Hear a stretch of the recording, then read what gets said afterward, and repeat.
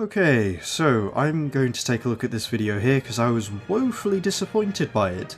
So this is the game that ruined a genre, Supreme Commander Forged Alliance. Now, he's going to state here, or at least in his description here, he's saying he wants to talk about how Supreme Commander Forged Alliance was so undeniably good that it ruined all RTS games going forwards. Now, minor typo aside there, I found this topic quite interesting because I don't actually agree with that statement, right? Like, I've played this game a fair amount, but overall I would disagree with this overall statement that actually the RTS genre has progressed largely without adopting a lot of mechanics from Supreme Commander, right? But I was thinking maybe he's done his research, maybe he has, knowledge that I don't know. So even though I initially disagreed, I was really interested to hear what his reasoning was, because, well, it's kind of how YouTube works, right? You watch videos to gain new understanding and knowledge. Or at least, that's how I try to consume this sort of content. Anyway, let's play from the beginning, let's watch the intro. Long time ago, in a galaxy that is not far away at all, there was a game. A game so far beyond every other game in its genre, it was not even a competition. Now, I just want to put a disclaimer here. So he says this game was so far ahead of every other game in the genre it wasn't a competition, right? I'm going to guess he's not referring to units sold, because if we are referring to that, then that definitely was a competition and not one that Supreme Commander necessarily won. But if we're talking about game mechanics, I would be interested to know why Supreme Commander Forged Alliance, specifically, was so far ahead, and not, say, Supreme Commander base game that was released about 10 months prior, in the same year. Or maybe Total Annihilation that came out a decade prior, right? So I'd be interested to know, why is it that Forged Alliance was ahead of its time, and why is it that Forged Alliance, specifically this iteration of it, why is this the golden child, right? I'm really curious, but unfortunately we don't get those answers in this video, which is very disappointing. A game so laughably ahead of its time, it destroyed the RTS genre going forward. Again, here, he says this very bold claim, but if it destroyed the RTS genre going forward, I would really like to know what mechanics, what features, what quality of life implementations, what exactly is in this game that subsequent games in the same genre adopted, right? What was the impact to the industry standard that this game had, and can we demonstrate with examples games where, by not adopting these new mechanics, were, worse, right? So we're saying it destroyed an entire genre moving forwards. How, right? What exactly, outline what exactly actually destroyed the genre and how, and provide examples. But unfortunately, he doesn't do this. He just makes this very lofty claim and then kind of doesn't really address the point at all throughout the rest of the video, which is very disappointing, but let's carry on. A genre I'm sure many of you have not heard of for a long time. That game being Supreme Commander Forged Alliance. A disclaimer, while I adore real-time strategy games, I am by no means knowledgeable about the intricacies of each game. I'm a casual fan of them, and this also goes for Supreme Commander. So if... Yeah, I don't like this. This feels like a very big cop-out, okay? So, yeah, look, initially, when I was watching this, I thought, okay, he's a casual player, but maybe he's done his research, right? Maybe he's looked at, industry standards, features, other companies, other games, and noticed that actually games moving forwards adopt features from Supreme Commander, right? Stuff like that.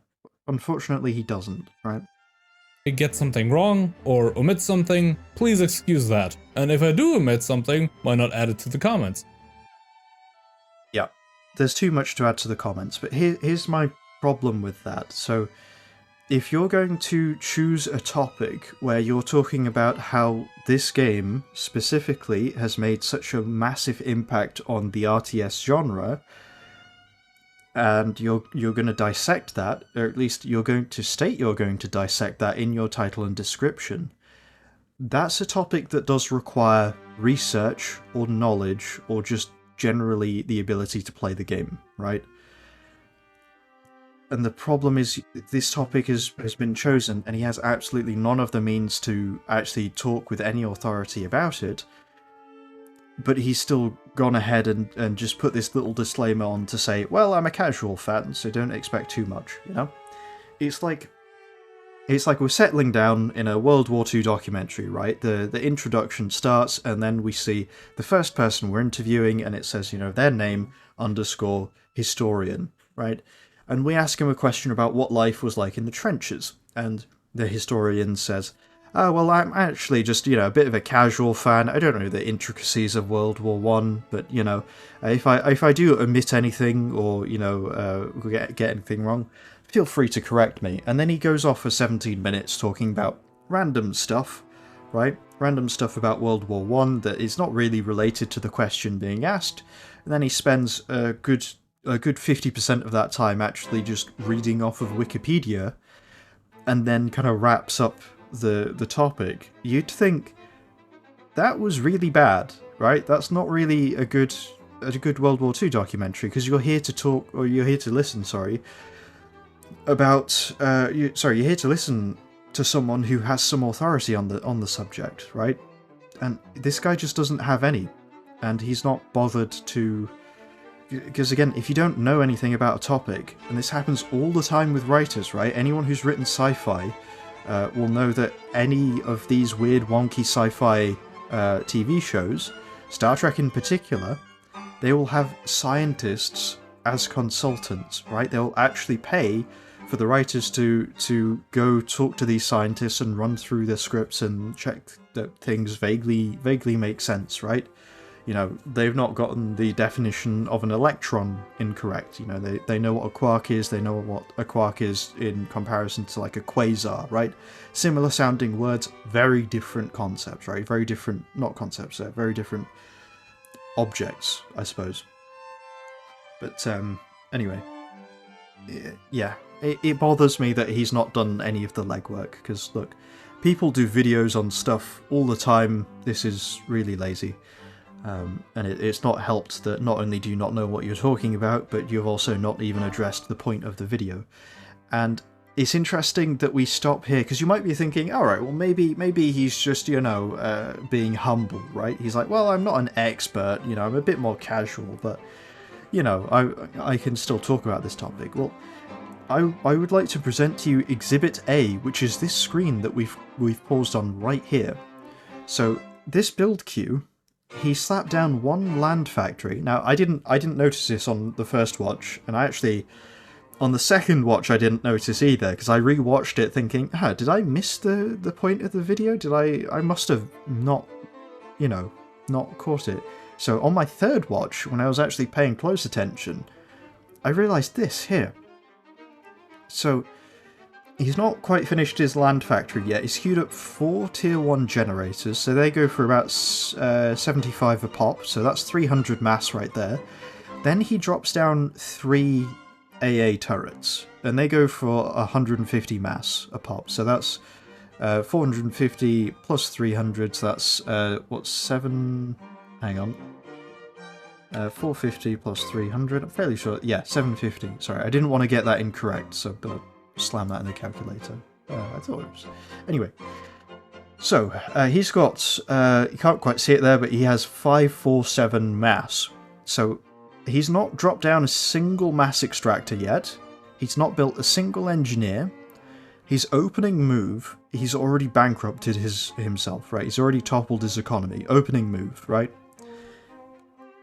Now, again, maybe we're dissecting this a bit too heavily, maybe, you know, but I just feel like, at the very least, if you're going to talk about a game, you should either learn how to play the game, like, to a point where you don't embarrass yourself, or, if you don't know how to play the game, get some replays from like competitive matches. Just genuinely, it's that easy. You know, there are replays that you can grab from public. You don't need, or at least to my knowledge, I don't think you need permission to grab those. But yeah, genuinely, it's baffling, to be honest. You know, it's like, for context, for anyone watching this who doesn't understand what's going on here, essentially what he's done, so he's at the starting line, he's gotten ready, you know, pistol fires, and what he does is he falls flat on his face immediately, breaks his jaw, and shits his pants. Right? Just right out of the gate. You know, that's what he's doing here. So he's basically just, yeah, he's gimped his own economy almost immediately. And I don't think he's noticed either. But also, Tier 1 turrets are kinda situational, right? And that's the nicest way I can say it, situational. Because, to be honest, you just don't use them, right? Because an Archer, which is a T1 AA, mobile AA gun, right? It's mobile AA unit for the UEF. That costs about 50 mass a pop. So it's actually, I think, 53. But so you can get 3 Archers per turret, which means here he's queued up 3 of these. You could actually get 9 mobile AA guns. And guess what? Mobile AA guns, they can move. I don't know if you know this, but bombers, they have a much harder time hitting things that move around. So these guns, definitely going to get hit by a bomber. Your mobile AA, maybe not. You can concentrate your mobile AA, you can move them around, you can have them escort your army. They're much more useful in the long game, and even in the immediate term. You know, they're just better, right? Anyway, let's carry on though. Excuse that. And if I do omit something, why not add it to the comments? Supreme Commander Forged Alliance is a real-time strategy standalone expansion. He's not even bothered with the hydrocarbon. Like, he's not bothered. And also, he's queued up another 5... Yeah, sorry, I say another 5. He's queued up 5 engineers. Oh, Jesus Christ, my voice broke there. He's queued up 5 engineers, which also go for about 50 mass a pop, I think. So that's another 250. So he is square on the dot 1k mass to actually go through his entire build queue. Now this is not even getting into the fact that he doesn't have the economy to have 5 engineers building simultaneously, right? He just doesn't have that economy. But like, just genuinely, what is he doing? You know, he's bankrupted himself completely. Like, he's only got 457, I think. So he needs double the amount of mass that he actually has in order to just do his opening move. Like, you can't make this up. Expansion to the game Supreme Commander that came out in 2007, made by Gas Powered Games, which was later known as Wargaming Seattle and published by THQ. The standalone expansion follows the story of the newly formed coalition. So I'm just going to interject here. So, while what he said is not technically wrong, what I'm going to say is, how does this address the point that he's actually trying to make, the point that he's outlined here? The point that he's outlined here, right?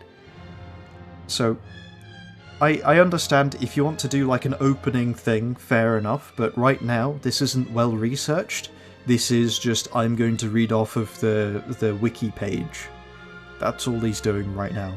So, yeah, look, I can understand doing this once, but he does this again, and it's much more egregious the second time, which makes me a lot more susceptible to the fact that he's doing it the first time.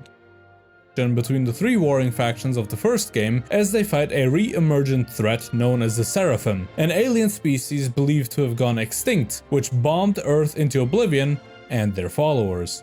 You take the role of a commander sent out to deal with various key battles in this war, and depending on which allied faction you choose, do various faction-specific tasks in specific missions. And right off the bat, let's get into the flaws of it, as there are genuinely only 2 flaws that I can even begin to think of. I'm just going to give you a little spoiler alert here. There's more than 2 flaws in the game, okay? In fact, I'm going to name 2 flaws right now, and if he names any other flaws, then that means that there are more than 2 flaws in the game, okay? So, flaw number 1, The Novax satellite in the base game only costs 800 mass to construct, right? Not the satellite center, just the actual satellite itself. That costs 800 mass. Now, considering how ridiculously overpowered that is, I say overpowered, ridiculously annoying to deal with, I should say. Yeah, that's quite annoying. Right, so I describe that as a flaw in the game balance, right?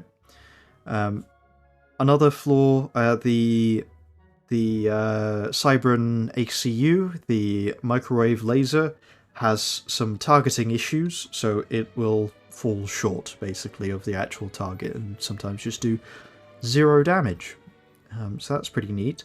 In fact, actually, I'm going to name a third one, and that is that sometimes units will just... Direct fire units will just fire at each other, but they don't acknowledge that the terrain forbids them, like, from getting a clear shot.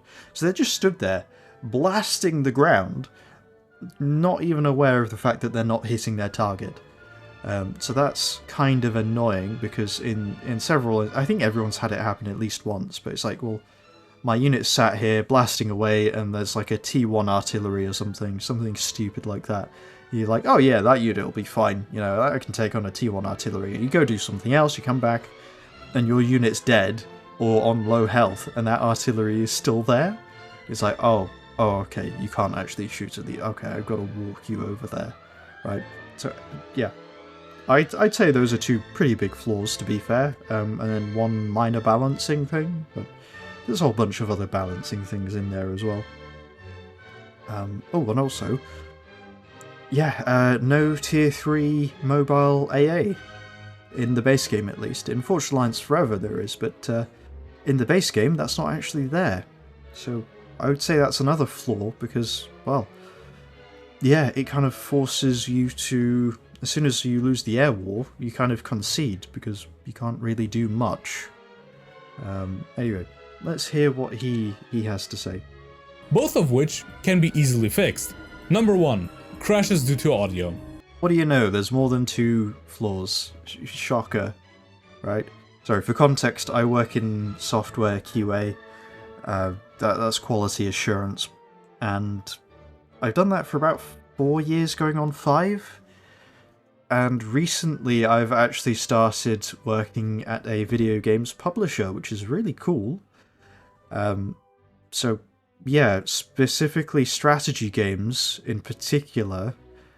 Yeah, like I've, you know, because we have strategy projects currently ongoing, so yeah, I've been working there for a few months now. I'm not going to claim to be an absolute expert, but I do know just from general QA experience, if anyone says, yes, this piece of program, this piece of software, whatever it is completely flawless, except for two flaws, but other than that, it is flawless. I will quite happily say, that's bullshit, I reckon I can find a flaw.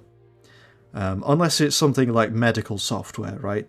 Because that's tested to within an inch of its life. And, you know, rightfully so. Because, again, bugs in the medical industry is, you know, the cost of that is measured in blood. So that's a fun little detail, but outside of that, yeah, I'd fairly confidently say that there's more than 2 defects in most bits of software and most video games. But let's hear this. I don't quite remember which setting it is, but depending on whether your audio is set to surround sound. Sorry, he's overflowing mass, and he's decided in reaction to that to build energy storage. Just why? He's building... yeah, he's overflowing mass, and he's not building anything new. He's got an engineer here who's not doing anything. But also, like, he's just building archers. And he's actually got 2 engineers who are sat idle. Right? Actually, yeah, you can see over here, the 2 engineers idle, overflowing mass. Do something with those engineers, build something, right? Upgrade a mass extractor, you know, queue up another factory, do something, right? Queue up some more engineers so that you can spend this mass. But, you know, anyway, sorry. Again, you see this a lot, people who play single player, they play like this, it's like they're, you know, like, they're just bumbling around. It's like they're an easy AI. You know, if I wasn't on voice chat with them, I wouldn't believe that they were an actual player, you know, but this is what these chaps are like, and it's absolutely fine if you're just with your friends, you're having a laugh. It doesn't really matter how they play. There's no point getting upset about it, because it's not really anything to get upset about. It's just you're both playing a game, different skill set, you're vibing, he's having a good time too. Like, yeah, nothing bad about that. You know, you don't have to be sweaty try-harding all the time, but at the same time, if you're going to be talking about a game as an authority and you're going to be doing shit like this on camera, you're really undermining everything that comes out of your mouth. But let's carry on. I don't quite remember which setting it is, but depending on whether your audio is set to surround sound or stereo, the game will crash after like 10 to 20 minutes, no matter what. The fix for that is to either play without audio, which would be a shame due to the genuinely amazing sound effects present, or swap from stereo to surround sound, or vice versa. My computer... Sorry, just want to mention, playing without sound, you don't get the change in music when you're under attack, you don't get a little warning when your ACU, when your commander is under attack, you don't get a audio warning to say, warning strategic launch detected. There's quite a few different reasons why you'd want to have audio, especially as someone who's not that good at the game, right? Like, you want to have that audio, trust me. Not having it is a bad idea. Also, for Christ's sake, please stop slapping down more turrets. Computer didn't allow me to change the sound settings, so I had to play without audio. Number 2. The Steam version is unplayable. The fix for that? Download the Forged Alliance forever. I don't know what he means when he says unplayable, because I've launched the Steam version, and I specifically remember this because this was before I realised FAF was a thing. So Steam works. I don't know what issues he's having on Steam, but I'm fairly sure the Steam version works, unless I'm wrong on this, and I'm quite happy to concede that I might be wrong on that, but I distinctly remember Steam working. Client and link your Steam account to it, and voila, the game works and you can play online with people. Aside from these two easily fixable flaws, Easily fixable. Easily fixable. I like how he says easily he couldn't fix the first one. He couldn't actually change his audio settings. So he says easily fixable, and he couldn't 50% of the things that he mentioned he couldn't actually fix. Cool. Anyway. I also believe Supreme Commander Forged Alliance to be flawless and made even better by the changes introduced through the FAF client. More... Okay, interesting. Because some of those changes are, we're introducing T3 mobile AA, some of those changes are, we're upping the Novax satellite itself, the cost from 800 mass to 10k mass. You know, we're changing, we're rebalancing the microwave laser, so it's... instead of doing 4000 DPS, it does a slightly more moderate 3000 DPS, right? Like, there are a whole bunch of changes that are made by the FAF client where it's just like, you can't consider this an improvement if you consider the base game flawless, because you can't hold both opinions, because one of them has to be better than the other. And he's already stated, that the FAF client is better, so base Forged Alliance can't be flawless then, because a lot of the fixes to the balance and to other parts of the game, and adding that additional tier 3 mobile AA, that would then mean that the base game is not flawless, right? Because it needed adjusting, because it needed additional things here and there, right? It needed tweaking. And a lot of people would also argue that actually FAF itself is not flawless, right? Or at least the base FAF, right? I think the only reason why people are very drawn to the FAF client is because it basically works as a workshop as well. So any balance changes, new units, whatever you want to introduce, whatever units on the roster that you want to disable, you can. Right? You want to play a game with no nukes? You can play a game with no nukes, right? So You can argue that the customizability is really, really good, but you can't argue that the game is flawless. Just because inherently there will be objective flaws and subjective flaws. So, yeah, just floating that out there. Let's carry on. More on the excellent work of the FAF team later on in the video.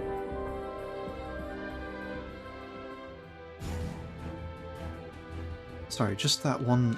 He's on plus 182 energy and minus 24 mass, and he's still building more energy generators. Like, what? Just don't do that. Like, genuinely, stop. Build something else, please. You know, build, well, upgrade your mass extractors, really, and maybe upgrade your factory, but Jesus Christ, anyway.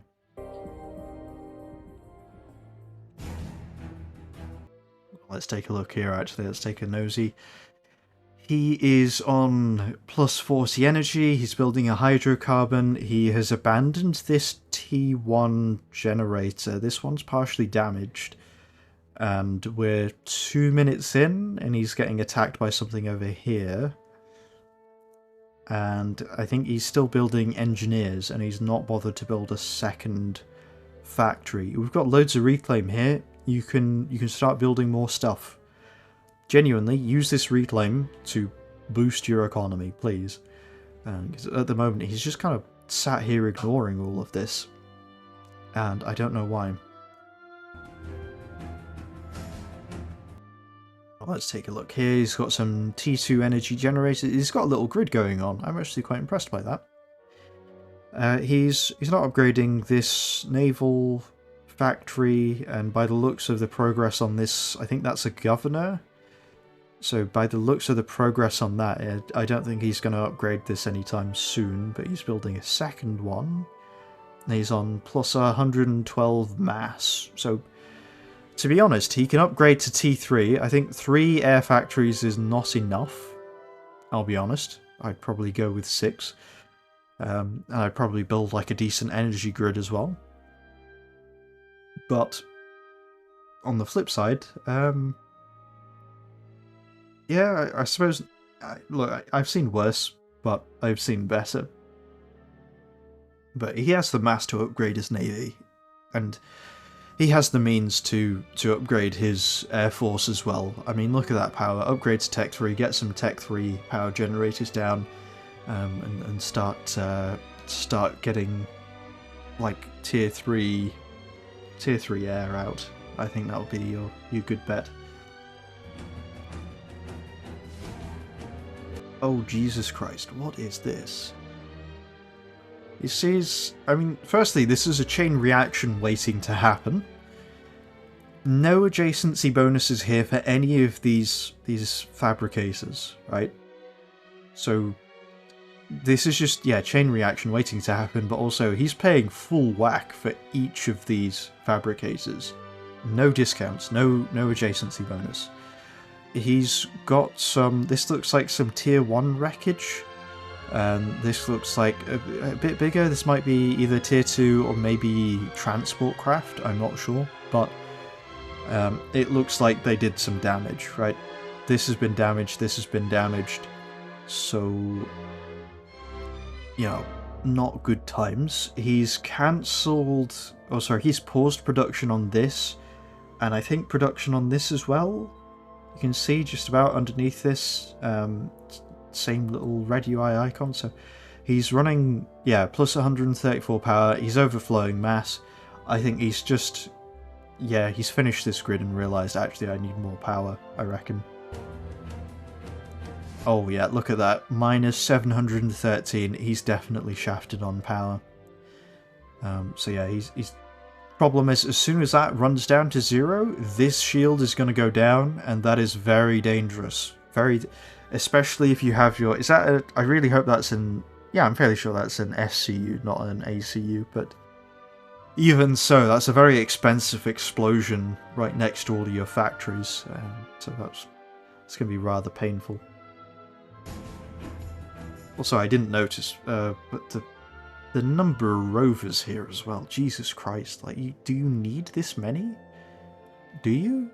I guess they're in range of the factories, maybe, but I don't know. I'm not a huge fan of the rovers, to be honest, unless it's regarding, like, repairs. Then, cool. But otherwise, I don't like it when they lend a hand in producing stuff, because then that makes the production cycles a little bit wonky. This here... Okay, we've got a decent-ish grid. I mean, we're getting adjacency bonuses in. I'm happy about that, you know. Are they the best adjacency bonuses? Not really, but...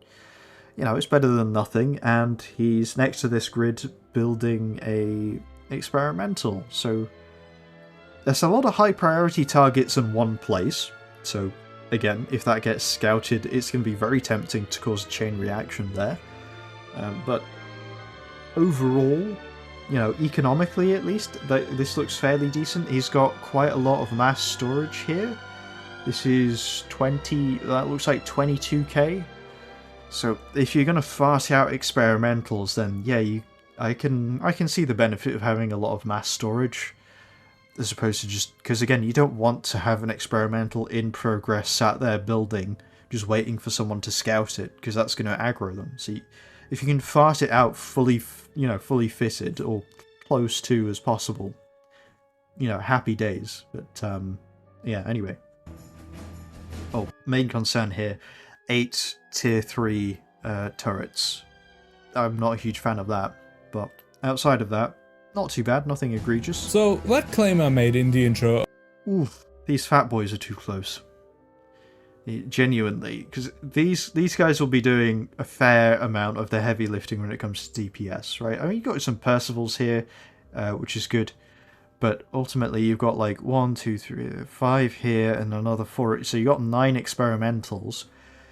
This wave of T3s is cool, but I get the strong feeling that those experimentals are not going to sit there and tank these fat boy shells to the face the entire time. They're going to walk over, try and eliminate these fat boys, and again, it doesn't take that long for a monkey lord to burn through and melt a fat boy, right?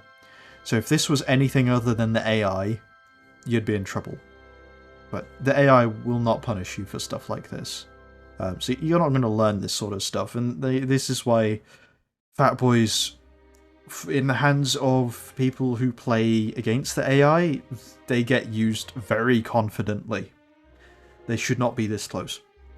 About how Supreme Commander was so good that it ruined the genre is probably a pretty goddamn lofty one, especially when games such as Command & Conquer are seemingly talked about more often. However, so this is an interesting one, right? So he's actually acknowledging this claim, right? So let's. He's also comparing it to Command & Conquer. So let's actually listen to his argument. Especially when games such as Command & Conquer are seemingly talked about more often. However, there's a distinction that I feel like needs to be made. Command & Conquer and Supreme Commander are both RTS games, but that is where the similarities generally end. In CNC... Okay. That statement alone, when I watched it for the second time, that's the statement that broke me. You know, first time I was kind of glossing over it. I'll be honest with you, I was doing the washing up while listening to this, but yeah, second time, so that is not where the similarities end between Supreme Commander and Command & Conquer, right? So resource extraction and base building and managing power, none of those things are tied to being a real-time strategy game, right? You can have an RTS that does none of that, okay? So if you look at Men of War Assault Squad or Company of Heroes, neither of those have base building as like a core gameplay element. Right, best you're going to get in Company of Heroes is you can place down like a machine gun tent, and that's kind of it, right? So, yeah, base build. They both have base building in common. They both have resource extraction economy. They both have an energy part of their economy that you need to manage. Yep, they both have ground units, they have air units, and they have naval units, right? Not only do they have all of these things, they have all of these things in combination, okay? They also have amphibious units as well. And again, real-time strategy games don't all have those three elements, those three types of units. You know, if you take Sins of a Solar Empire, that is just space combat. 100%. There is no ground combat, there is no naval combat, and there is no air combat. It is all in space. So, again, these games, they have similarities, and I don't know why he's like, oh yeah, they're RTS games, but that's it. There's no similarities here. But I also don't understand how this helps his point. Because you can talk about the differences between these games, but, like, if you're going to say that these two sit in the same genre, and your title is the game that ruined a genre, ruined in all caps, and I know for a fact Command & Conquer Red Alert 3 came out 2 years after Supreme Commander Forged Alliance. So, can you compare these two games and tell me how Supreme Commander ruins Command & Conquer? Because even though these two games have some fairly similar features, they approach them in very different ways, right? So, Command & Conquer is, generally speaking, a lot more about the micro, because you can tell that from the way the game is made. When you move units, they will move near instantly, right? You don't have this delay, you don't have this lag, they move very sharply. The input, the feedback is crisp, okay? Yeah, and then you have each unit having specific abilities that you can toggle as well, right? Some of them are toggle, some of them are like use and cool down, but generally speaking, Supreme Commander, they don't really have that. Like, there are some things that you can toggle on certain units, but largely you're not actually toggling them very often, right? It's not like a Mecha Tengu where you're going to be toggling that quite frequently to get yourself out of trouble. You know, a tank rolls up, that's an easy get out of jail free card. You know, 4 Apollos show up, that's an easy get out of jail free card, right? So yeah, like, you'll be using those abilities fairly frequently, okay? And there are some other odds and sods here and there, but largely the scale is smaller, and the actual gameplay reflects that. That doesn't mean that because the scale is smaller, the game is worse, right? Because it's like comparing Total War, or at least the RTS element of Total War, with Age of Empires. Two games set in roughly the same time-ish, sort of. Not really, but you get the idea, right? Historical RTS games set in, you know, pre-modern times, shall we say. Modern history, I should say. But, yeah, they both in the same genre, similar setting-ish, very different games, because they're very different scales. Now, if you were to get a whole load of Age of Empires fans, and then a whole load of Total War fans, and you were to sit them all down in one room and say definitively either Age of Empires is the better game or Total War is the better game, you would have outrage from either side. Most likely, you'd have a bit of an argument. You might have some people in the middle who will sit there and say, well, actually it's subjective, because these two games are not doing anything that kind of directly steps on each other's toes, right? They're doing things that are completely different. And that's correct, right? That central aisle is correct, but at the same time, there are certain base things that you need to do as part of a strategy game that means that the game is good. But if you're going to sit here, right, you're going to sit here and say that this game ruined the same genre that this game sits in, and then you're going to have an entire section here saying, actually, these two share very little in common other than the genre, I can only assume the reason you're saying that is to basically just, it's a cop-out, that's all it is. You're basically creating an excuse to not compare these directly, not to actually explain how Supreme Commander has impacted Command and Conquer, and how introducing any mechanics in this title here, Supreme Commander, has actually impacted on Command and Conquer in any subsequent CNC games after 2007. Right? That's all I can think of, is this is just a section where it's a complete cop-out, right? End. In CNC, you're much more focused on the individual units, and thus have a far smaller scale, but faster pace. In Supreme Commander, however, you fought on country-sized battlefields. The camera here... Sorry, not country-sized, largest map is 81 by 81 kilometers. If you said country-sized, and then you provided to me, like, the size of, you know, a Hawaiian island, I would say, okay, technically that's true, but in spirit it's not. I just want to float that. I'm not saying the maps are small, but I am saying they're not country-sized. It allows you to zoom in and micromanage each individual unit or squad if you wish, or you can zoom out to an orbital view to manage entire armies. As you can do both, the pacing of the game adjusts to your specific playstyle and that of your enemies. The grand scale on... So he's basically saying in Command and Conquer, it's really a micro game, and you more focus on the individual unit, right? You're locked in. And he's saying that Supreme Commander, you can do both. You can zoom right in and micro, or you can zoom right out. And it's like, well, you can zoom in and micro, but usually you do that with, you know, your experimentals, your ACU, that sort of stuff, right? You're not, you know, microing each of these individual guys, are you? Because, again, if you're mass-producing units, it doesn't matter if, you know, out of your army of, you know, 140 T3 tanks, if, you know, 10 of them die to stupid reasons, right? It really doesn't matter, because that's not the point. The point is macro, not micro.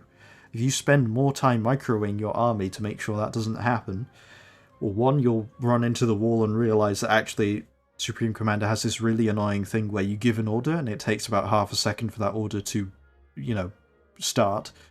So you got like a little bit of input delay, essentially.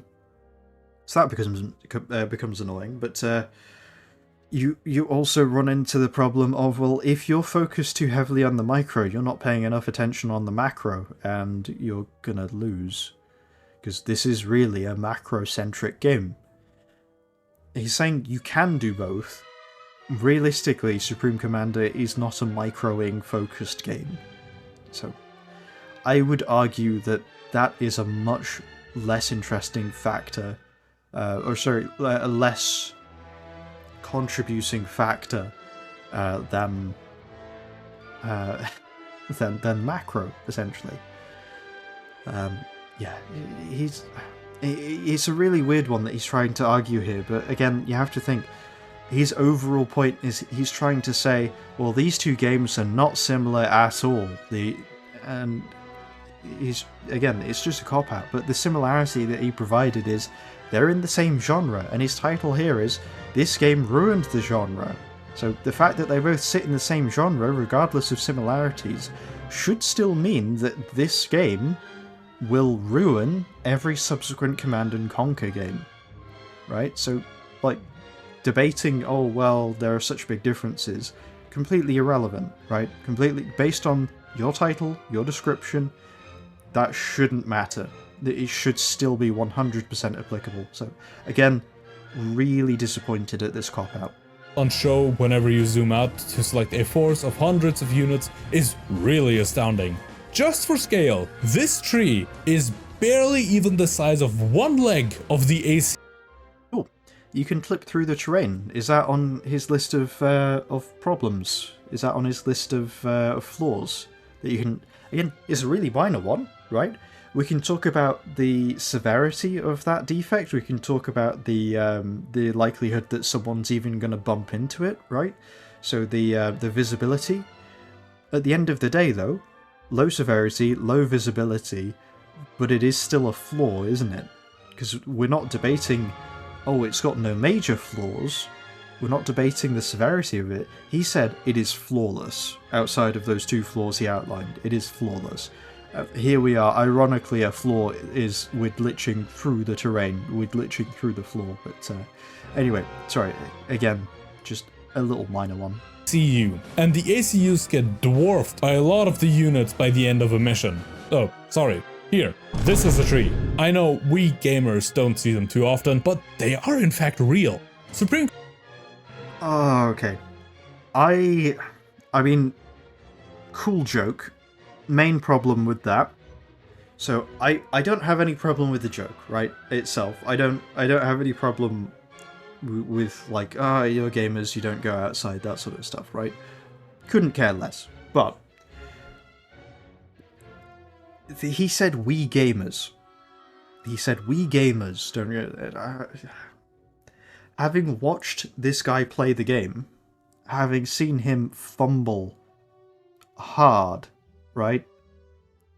Like, genuinely, he doesn't know how to play this game. You sat there like, oh yeah, we gamers, guys. Like, it's... what's it like? What's a good equivalent, right? I'm trying to think. I'm trying to think. It's like... I don't want to say stolen valor, because that's really cringe and not at all worth it, but it's like... Because it's not even valor, that's the thing. That's what... It's like, you're not getting any credibility here at all by saying, oh yeah, we gamers. Like, you're not. So it's like, why are you pretending? Like, why? Like, why don't you actually be proud of the fact that you are a casual at this game, and choose a title that is appropriate for a casual? Because talking about the mechanics of this game, the features, and how that changed the overall gaming industry and gaming genre, or at least strategy genre, moving forwards, talking about that requires a lot of knowledge and a lot of research. And the ability to play the game properly, I imagine. But yeah, why not talk about, how accessible is the game to people who are casual players, and how accessible is it compared to other strategy games that are more modern and more visually appealing and, faster paced, right? How does this grip people?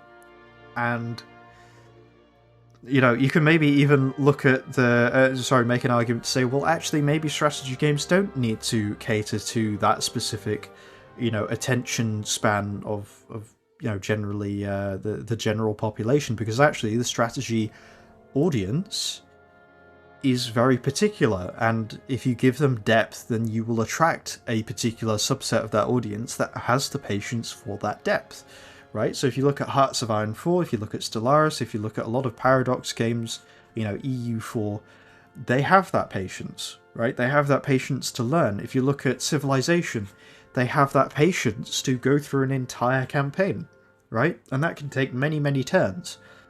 You have Total War, right? Creative Assembly is going downhill, yes, but you still have legacy Total War games like Shogun 2, where again, campaigns can take a while to complete, so people have the patience, people are...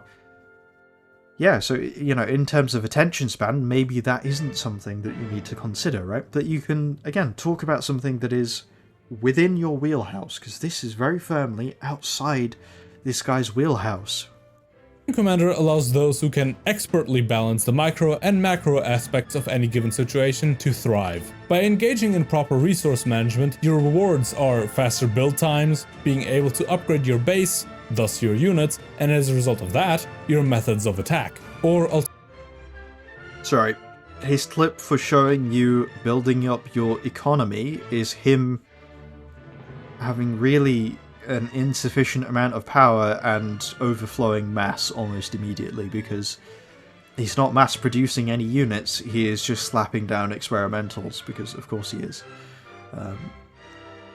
That is a terrible visual to accompany your talk on economy, right? But let's actually... I just want to listen to that once more. Balance the micro and macro aspects of any given situation to thrive. By engaging in proper resource management, your rewards are faster build times, being able to upgrade your base, thus your units, and as a result of that, your methods of attack.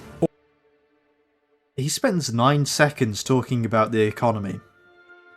He spends 9 seconds talking about the I don't know if you guys know this, but Supreme Commander is a very good RTS that's layered on top of an economy game. Just genuinely, that is what it... Yeah, and the RTS is really good, right? The RTS is really good.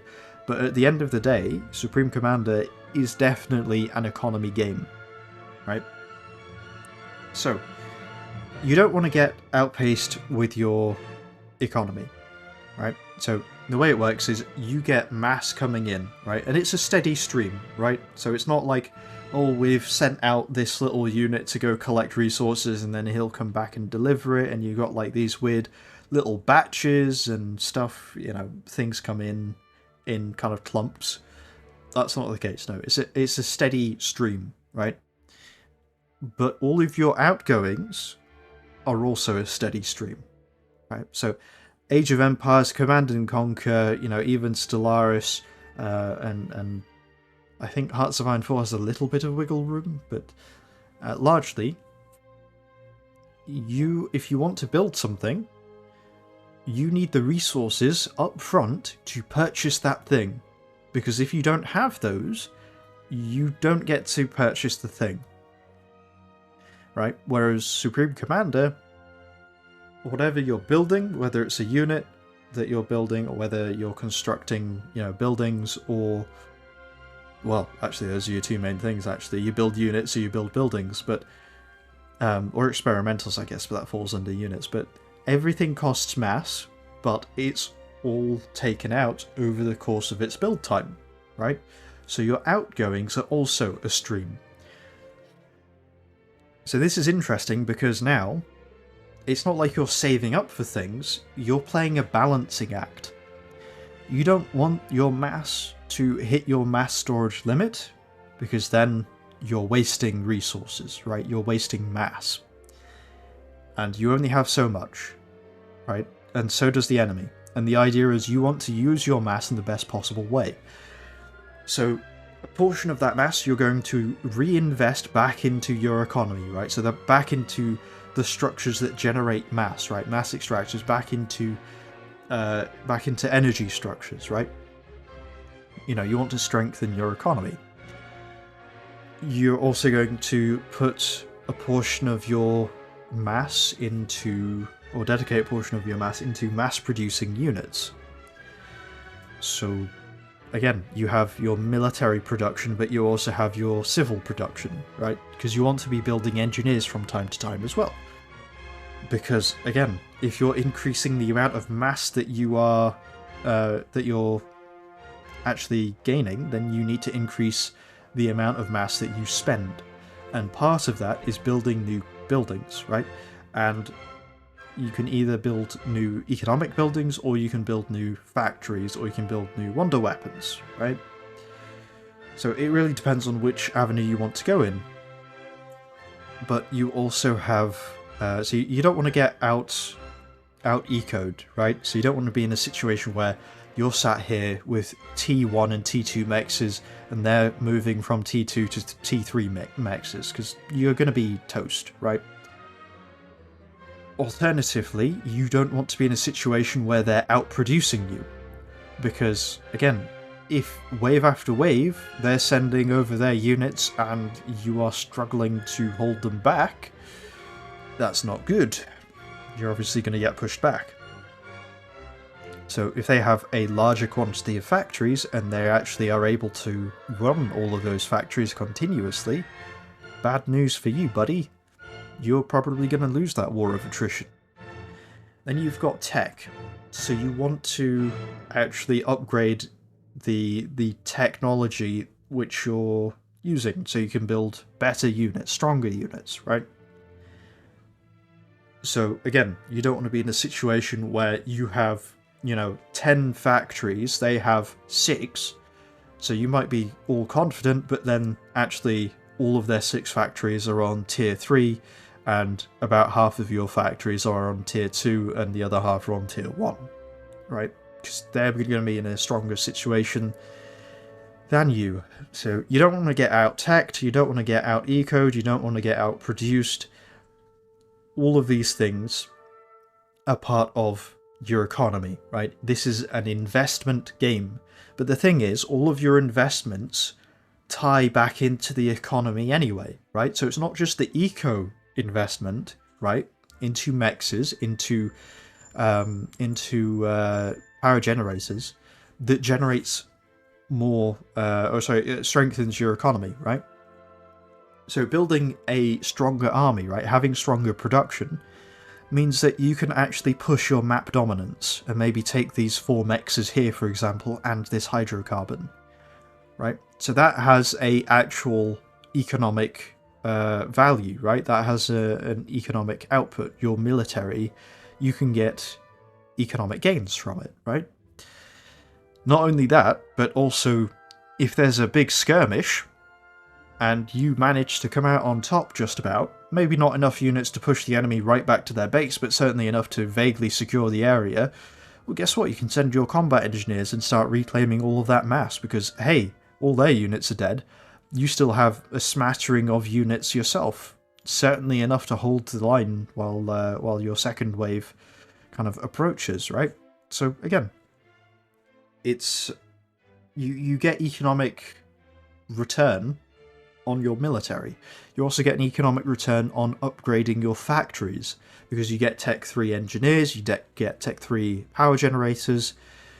Happy days, that's a tremendous amount of power. You can now start looking at maybe a big air grid, right? Filling that out with your proper adjacency bonuses and mass producing ASF or something like that. But yeah, essentially a lot of this ties back into your economy. I've spoken for a while about the game economy because I wanted to. Someone who knows more about the game than me can probably talk a lot more about it, right? The game economy for Supreme Commander, it is something that is certainly interesting, mainly because of the way it's actually been geared up, right? Because you've got not just the balancing act of this bar, you've got several balancing acts all going on at the same time, and they all feed back into the economy as well, right? Depending on how you utilize them. But yeah, look, this is a video in itself. Someone could make that, but at the end of the day, this is one of, if not the most defining feature of Supreme Commander that makes it such an interesting game, right? It's not the giant robots. They're really cool, but it isn't the giant robots that makes this game. It's not the experimentals. It's not the aesthetic. It's not the setting. It is this balancing act, right? That makes it so interesting. So everything else is just like a veneer, right? It's like a kind of, this is how it's been dressed up, but the actual game design that's gone into this, it's applicable to other RTSs, definitely. Would you say that it's ruined the genre going forward? The reality is no, because this game was released in 2007 and it is 2025 right now, and I can go out there and get an RTS that does not resemble the core identity of Supreme Commander, right?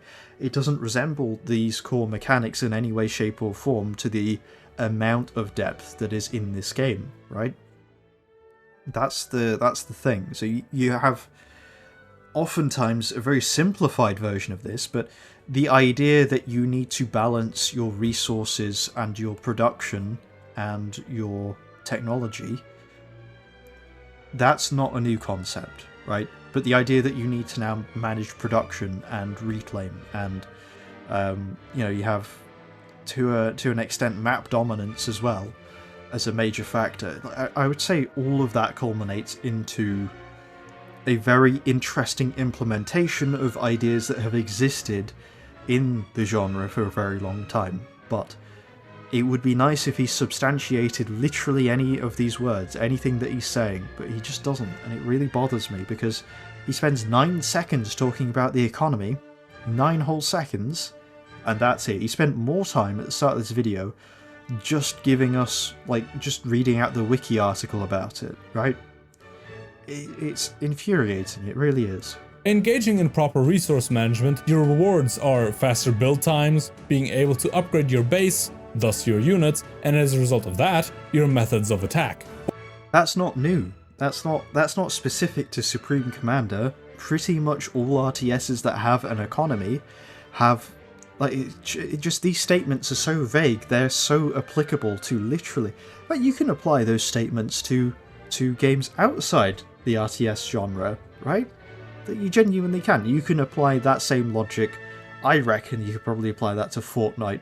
It would be a bit of a stretch, but you could feasibly use those same terms to describe Fortnite's economy in inverted commas, right?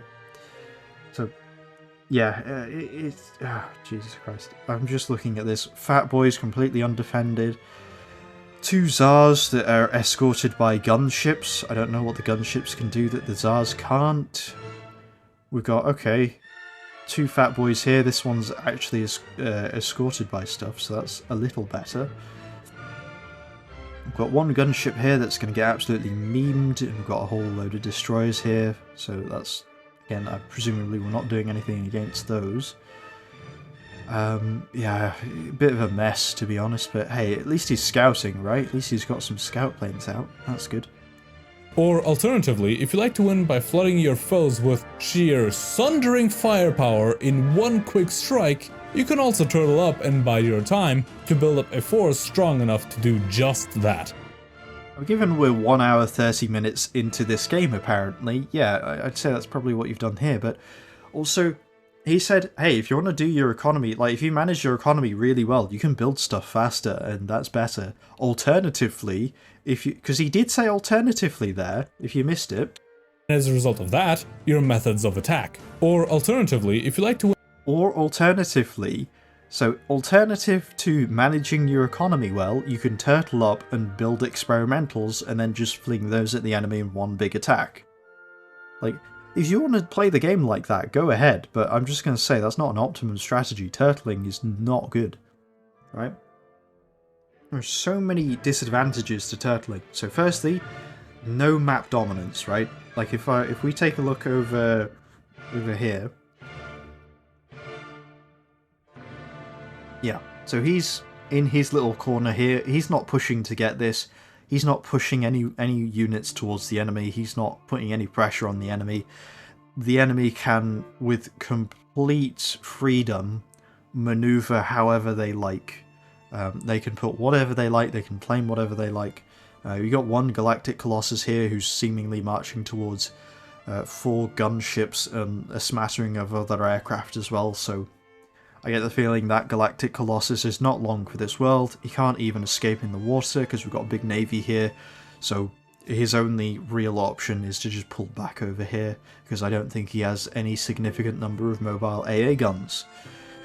Anyway, point is though, if you turtle up and you invest your mass into a wall of turrets and shields, guess what's going to happen? Because all of that mass is going towards... You're investing that, right?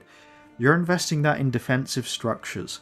Well, now, your opponent has complete map dominance. He can access all of... Or he or she, sorry, depending if it's Aeon or not. But they can access all of the mass extractors that you have not taken in your little corner. They don't need to make a really big army, or really... Because you're not putting any pressure on them. You're not exerting any pressure whatsoever. You're not causing any attritional damage, nothing like that. You're not holding the line, nothing. So they can just build whatever they want, completely uncontested, and fling them at you. So we've got a navy here. If you turtle up and don't do anything, what's going to happen is they're going to start building like tier 2 navy, and then tier 3. And you're going to find very quickly that your turrets, as good as they are, if you have like... Oh, I can't remember what the Aeon Navy is, but I remember the Summit class is the UEF, but you know, if they have their long-range bombardment ship, or you know, they build some strong naval vessels, you're going to find very quickly that your turrets are going to get outmatched. Even, you know, T2 artillery is not really going to cut it, because these things move, and your base does not, so... Again, they can just set a patrol and you're dead. But alternatively, even if they don't do a navy thing, they can just build an experimental, right? They can just build an experimental and lob it at you.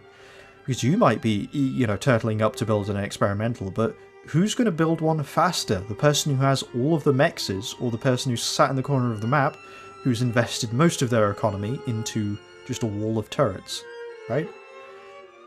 And you run into the problem of poor investment, right? Which loops back into economy, right? That genuinely, a wall of turrets has very little return on investment compared to an actual army, right? A firebase here doesn't do very... Hell, if a firebase was down over here, I would say it would actually be a lot more useful, because then at least you can get some mexes here, right?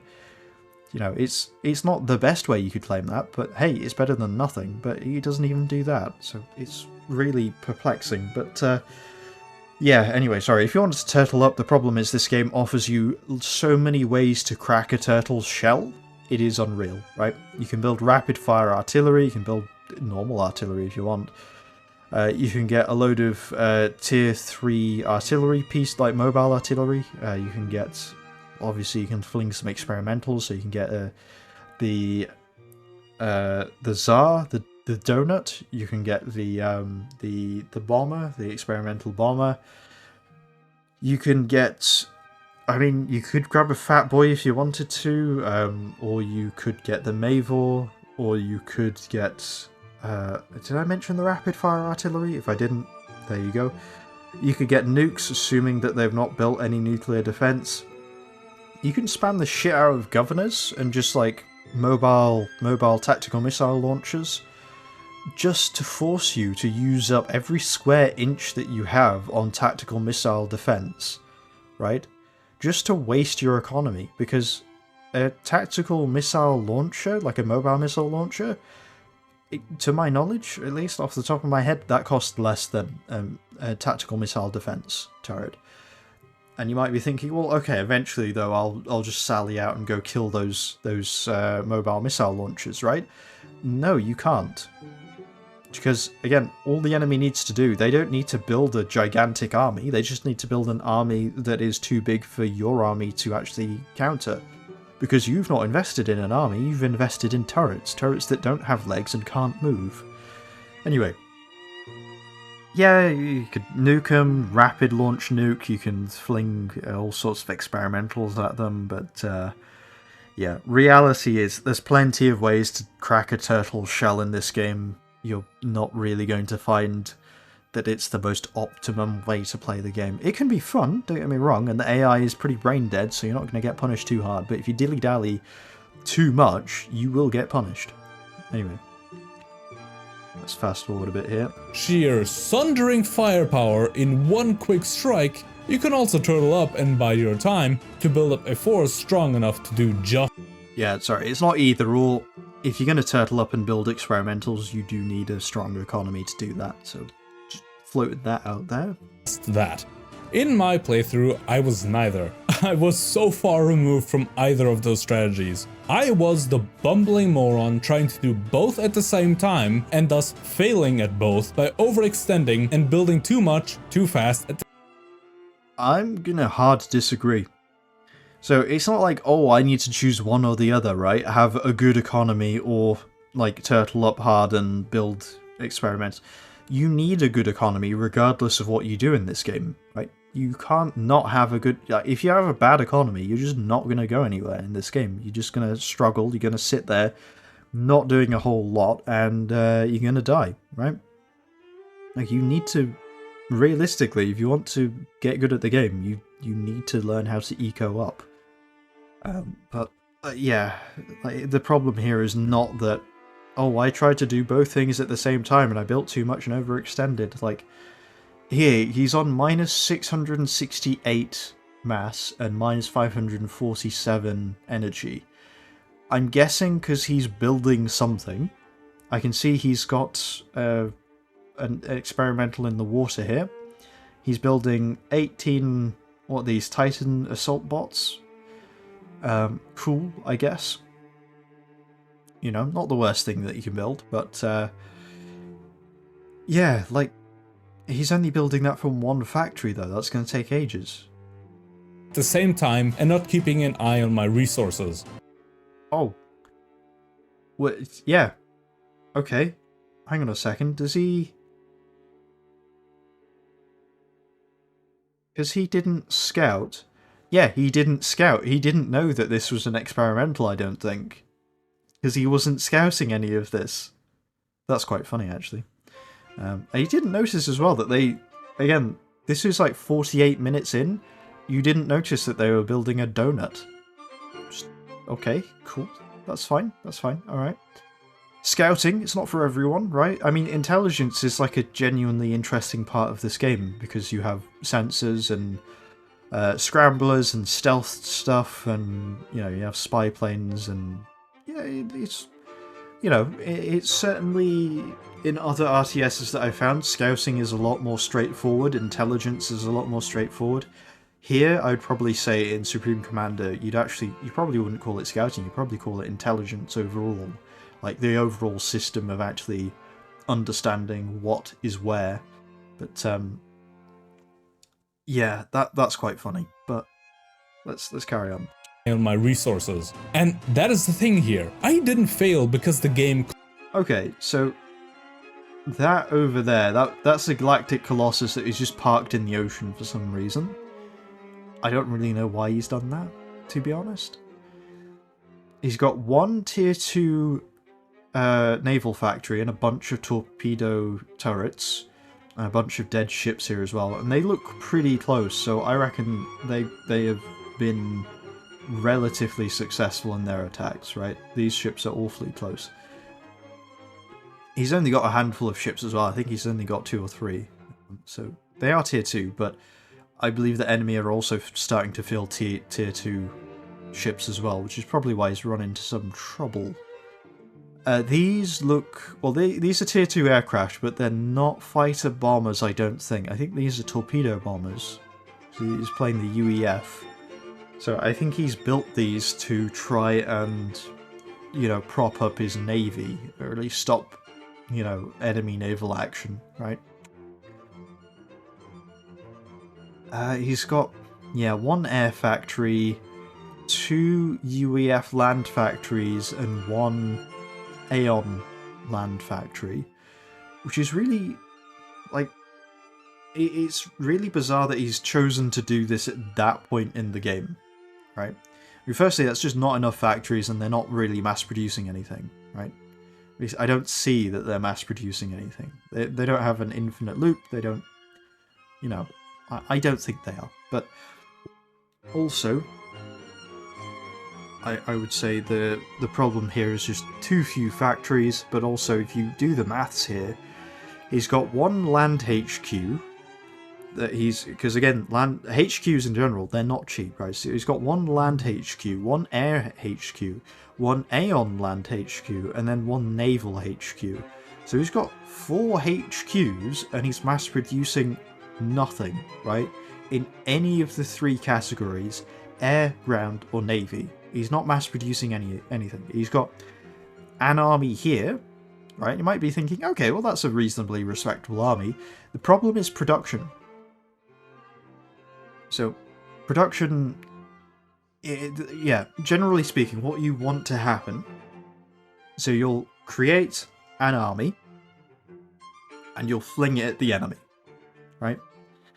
These armies are generally disposable. Or at least that's the mentality I have. I don't get too attached to them. Sometimes they'll die in a bit of a stupid way, but largely, what you want to do is you want to push them. So you want to get something out of them, right? They're disposable, but it's not like they don't have value, right? You want to get the most out of them. But ultimately, they are there to be destroyed. It's just they're there to be destroyed, achieving something. So, what do you want to do? Well, you want to push the enemy. Right, that's the ideal scenario, is you fling that army in and you do more damage to the enemy than they do to you, and you actually take ground, right, and you approach the enemy base, or even you push into the enemy base. But that's what you ideally want. You want them to push, you either want them to push that or hold the line, or potentially, if the enemy is pushing you back, then you need to fling your armies out to thin the enemy forces and potentially delay them long enough for you to do something about it, right? That's kind of what you want to do.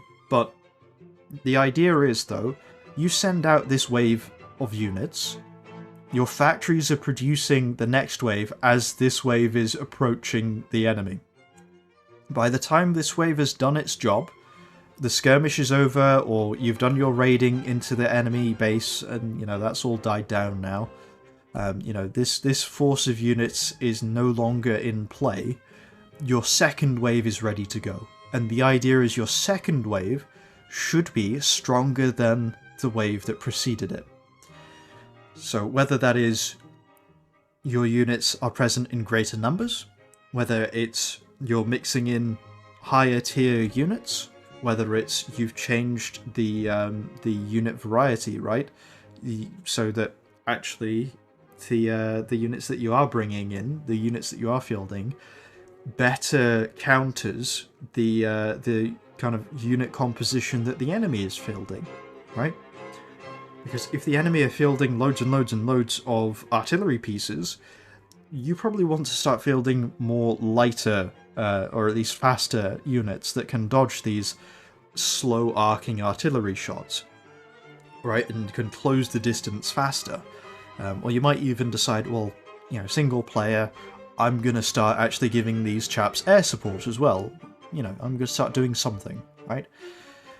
But the general idea is your next wave should be an improvement on your previous wave. That's how I generally view being a ground commander. Okay, I'm not the best ground commander, but that's the approach that I generally try to have, is, continuous improvement. Anyway, I believe that's called Kaizen in the business world, I think. It's like continuous improvement. But anyway, funnily enough, that's the thing that did the Germans in, but anyway. Or one of the things, at least.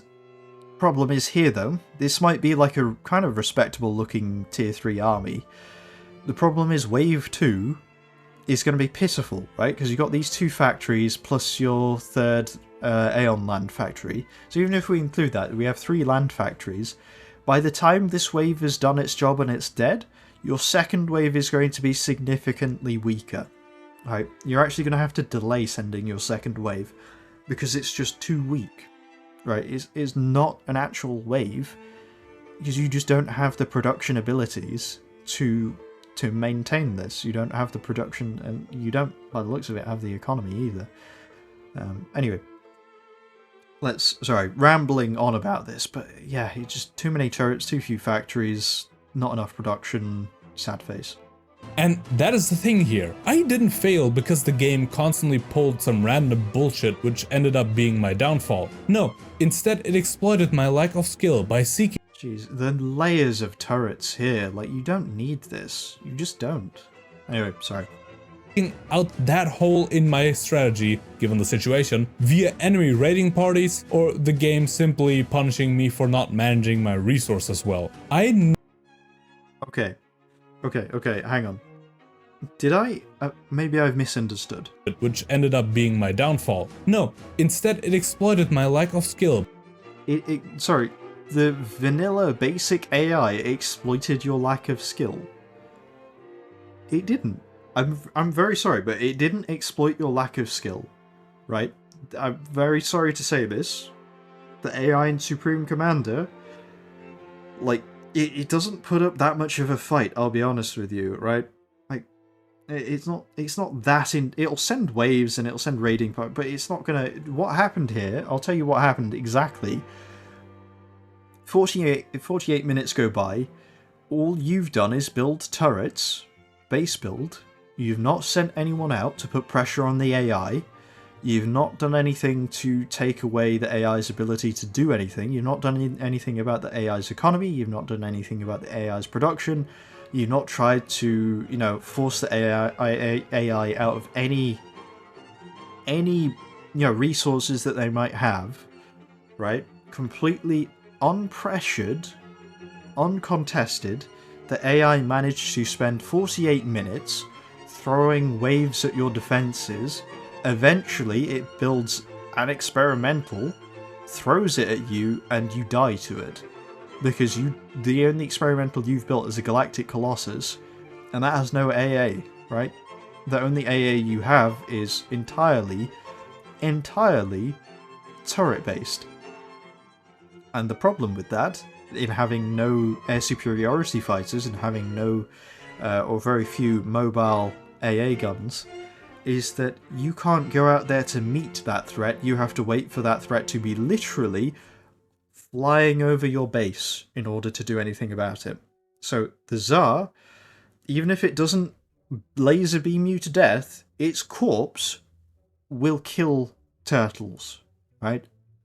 And this is the same, well, similar situation with the bomber, right? The experimental bomber, right? So the problem here is not that, oh, it exploited your weakness. Or no, you just left it alone, and eventually, after 48 minutes, it did something that worked. By seeking out that hole in my strategy, given the situation, via enemy Oh my god, he's even queued up even more turrets. Come on, really? raiding parties, or the game simply punishing me for not managing my resources well. I never didn't know what I was doing wrong. This is in no... He never didn't know what he... So he always knew what he was doing wrong, and then he fails to describe what he did wrong. I mean, yeah, he did mention that he didn't manage his resources well, but I don't think he'll actually break down the actual economy of the game and how he should be spending things, right? I don't think he understands what that means. Because, again, if he knows what he's been doing wrong, then he should be able to do it right the next time, right? way hyperbole. Take the mission Meltdown, for example. Sorry, I just want to get that fully clipped as well. Doing wrong. This is in no way hyperbole. This isn't hyperbole. This is a very literal. He always knew what he was doing wrong because the game always communicated that to him in some way, shape, or form. But this isn't hyperbole, right? I just want that to be known, right? Keep that in your mind. Never didn't know what I was doing wrong. This is in no way hyperbole. Take the mission Meltdown, for example, which is a pretty apt name because a meltdown is what I was having after my 7th retry of this mission. Sorry. Okay. He never... Yeah, sorry. He always knew what he was doing wrong. However, it took him 7 retries to do this one mission. I feel like maybe there is a little bit of a disconnect then. In this mission, you are dropped off right next to a tier 2 Seraphim base and are told that the Seraphim are sneaky, which is a subtle hint at the fact that they will beat you harder than gamers beat Concord into the fucking ground. I tried to do my usual spiel at first, build a lot of factories, some point to... Build a lot of factories. There is one factory on screen. There's one in the shot that he showed previously as well. Let's take a look at it. 2 factories, yeah. Build a lot of factories. 2 singular I say singular. 2 solitary factories. That's not a lot. That's really not. I wouldn't even say that's the bare minimum. I would say that's below minimum, to be honest. But he's also building mass storage as well, which I believe mass storage is 200 mass a pop. Because I know this whole square here costs 800 mass. And he's building 1, 2, 3. So at least 3. So that's 2.4k of mass that he's just queued up. For some reason. Like, do you need that mass storage at this stage of the game? Right? Do you need that mass storage right now? Because if the answer's no, then you shouldn't be building it right now. Like, you're clearly nowhere near your mass limit. You got reclaim available. This is your mass storage, if anything, right? This is your subsidized income. Use this to turbocharge your economy, right? But yeah. Anyway, sorry. Let's carry on. to do my usual spiel at first. Build a lot of factories, some point defenses, and subsidize anti-air with tier 1 anti-air tanks. And I distinctly subsidize your AA... Jesus Christ. I mean, it's funny as well, because this is 5 archers, right? This costs less than these 2 turrets, right? You're going to get more utility out of these 5 archers than you are these 2 turrets, but yeah, like, for actual value, you know, cost benefit, these archers are way better, right? These turrets are just a waste of money. Distinctly remember that having been enough back in the day when I first played this game in 2008. However, thanks to Forged Alliance Forever, the game was entirely rebalanced, which made some things more fair and other things more difficult. I don't think that's... Genuinely, I think the main reason why he finds that unit more difficult is not because it is more difficult.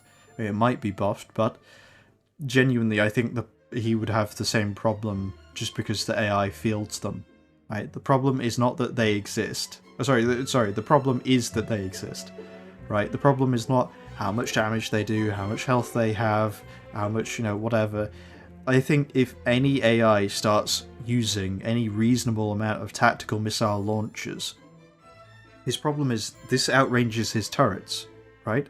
Because his whole MO is build shield generator, build turret, stay in happy turtle shell, and not do anything, right? So I think the reason why he's having difficulty on this mission, so I seem to remember the Seraphim will airdrop units kind of over here. So if you try and build up defensive lines over here and just kind of leave this undefended, that's not going to work because they're going to fly right over. So you actually need to have, yeah, like some air defense and patrols, right? To kind of protect yourself. But also, yeah, you need to have an army, right, to be able to push whenever the Seraphim have these mobile missile launchers, which will be fairly frequently. But he doesn't do this. He doesn't do this, and this is why he struggles. The game was entirely rebalanced, which made some things more fair and other things more difficult. This I did not consider, and paid dearly for my laissez-faire. Jeez, what is this? Like, these are... are these assault bots? I feel like these are assault bots, right? These are lighter units. I mean, even if they're tanks. We've got, like, a 4v5 over here, with another kind of couple of batches over here. Well, another batch, I guess, over here. Another 5 over here, and another 1 over here. He's got another 4 incoming, so already just on this front alone, he's getting outnumbered, right? But down here, we also have another wave, and the only thing that's around here is this commander and a handful of units over here. So, yeah, he's not doing good, right? He's not doing well, and the problem is, he has 2 factories and he's getting outproduced. So, he needs to do something. We have Reclaim here available, and he's running low on mass, so he should already be trying to reclaim this stuff. But I don't really know what's happening, what he's doing, but I can see here, this is like a tier 2 thing. He doesn't have any tier 2 factories, so I can only assume he's upgraded his ACU, and now he's plopping down a tier 2 turret.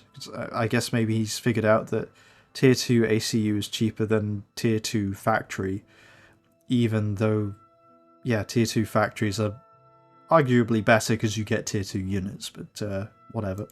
Attitude. Here I met with the bane of my existence for the remainder of the campaign, the tier 2 mobile missile launcher. These absolute pests outranged my wimpy tier 1 point defense turrets and then allowed the Seraphim assault bots. He actually pointed it out. He actually said, these pests outrange my wimpy tier 1 point defense, so he knows the problem. Right? He actually knows the problem is that his turrets are getting outranged.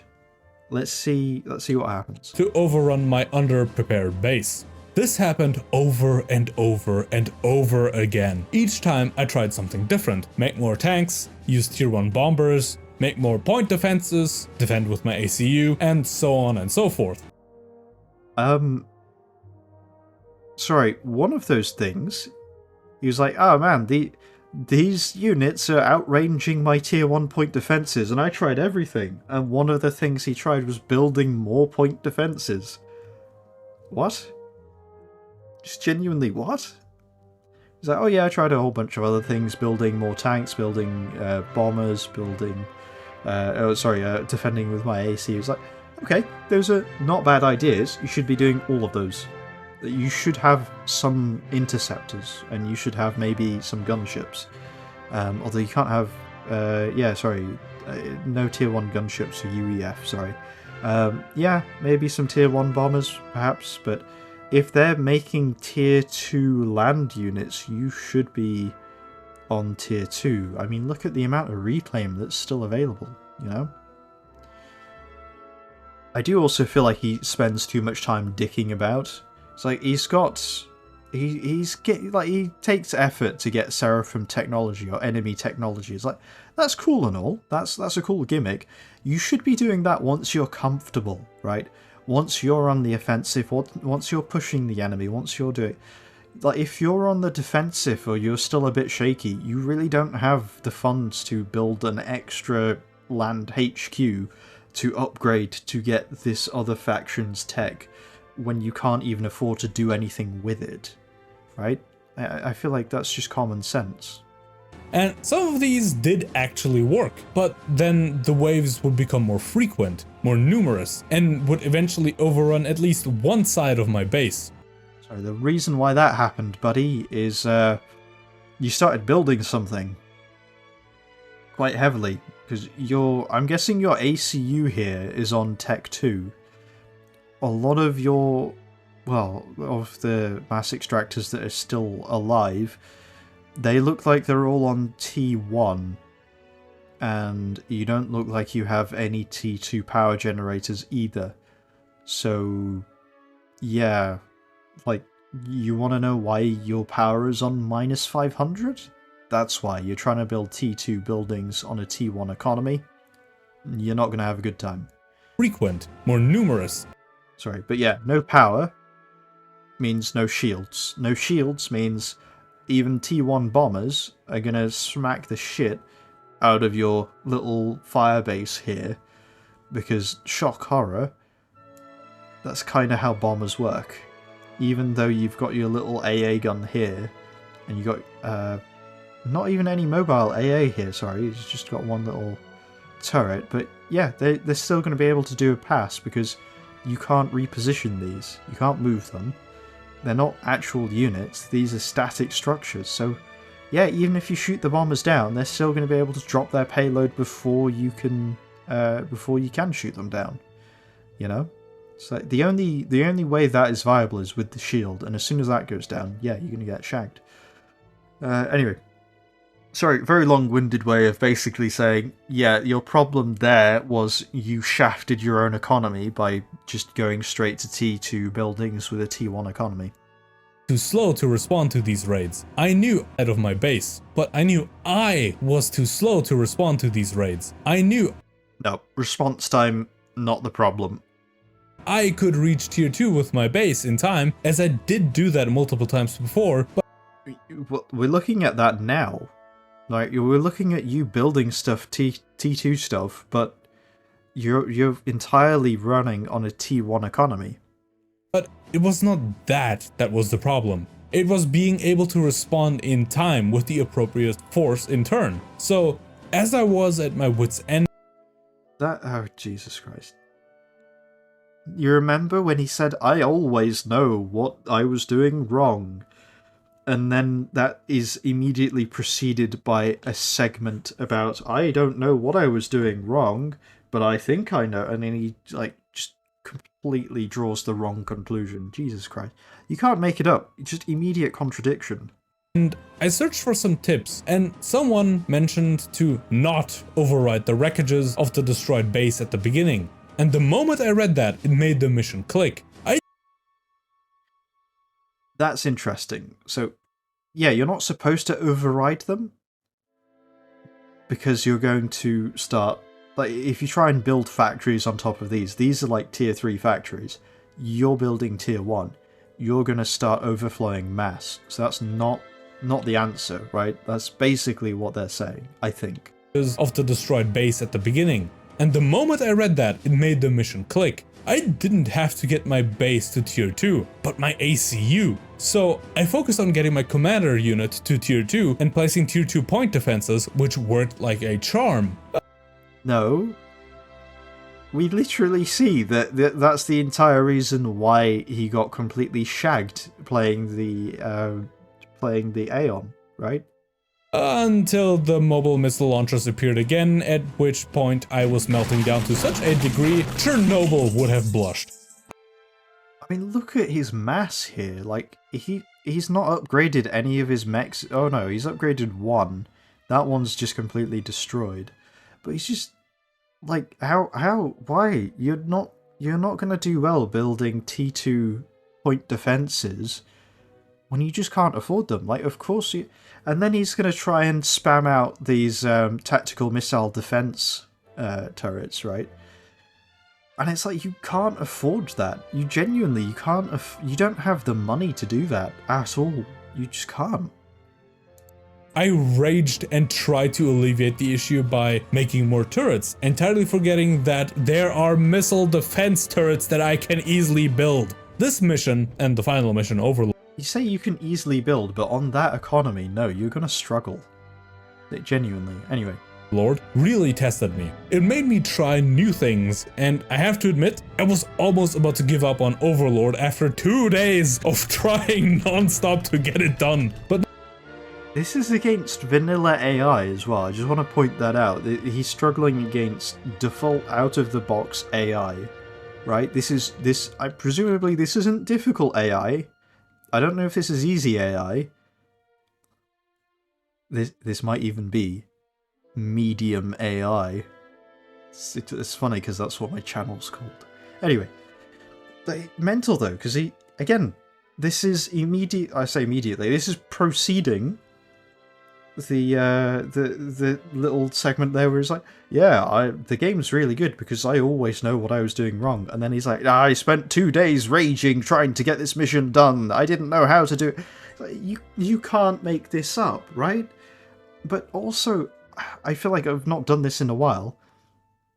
Nothing of what we've actually gone through here has anything to do with how this game has ruined the RTS genre.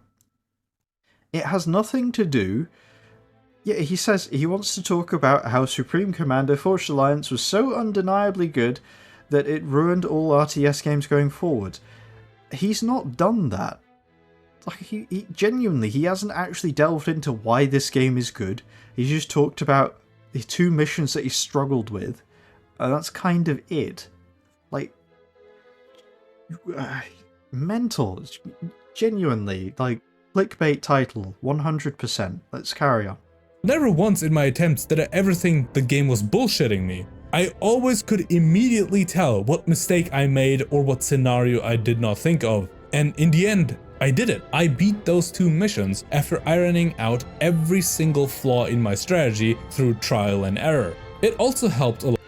He ironed out every single flaw in his strategy, ladies and gents. Every single flaw. His strategy was flawless. It's like, how in the same sentence, in the same breath, can you say, I struggled for 2 days trying to get this done, and I didn't know what I was supposed to do. It's like, well, those 2 things just can't be true. They can't both be correct. Think of. And in the end, I did it. I beat those 2 missions after ironing out every single flaw in my strategy through trial and error. It also helped a lot that the art direction, sound design, and animations were absolutely top-notch, which kept me coming back. Jesus Christ, I'm just looking at this, yeah, so he's Aeon, that's an Aeon wrecked shipyard, so he got outproduced, I think, possibly out-teched as well, I'm not sure. This, I don't know if this starts here, or if this was one of, something he's built. He is on Tech 3, I think. Is this a Tech 3? Is that a Tech? Yeah, he is on Tech 3, so he could theoretically build this. I don't know if this is just like set dressing. But yeah, this is like a really, really bad situation to be in. He doesn't have anything to deal with this. He's trying to build a shield generator. That's not going to help him. I don't know what he's doing. He's got 3 factories here, only one of which is an air factory. So if you're going to try and build a gunship right now, that's going to take a while to build. And on your economy, minus 749 mass. That's not happening anytime soon. Yeah, I think he's just shagged. That's all there is to, like, this is a restart, I think. I don't think you can recover this.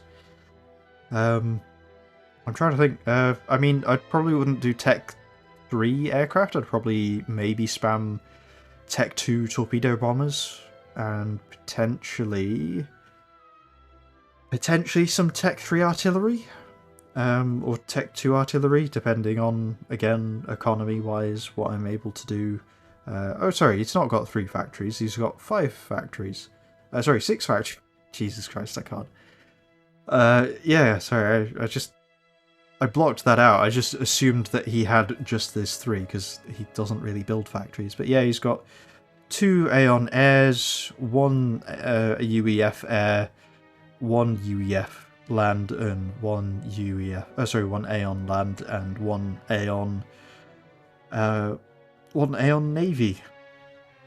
So again, too many HQs. You don't have the economy to support this. Build other things. And he's got like a little mass fabricator grid here, like a little one. He's just got a couple, which is really interesting actually, because are there? I'm just looking at the map here. Yeah, there's some mexes down here that he could take.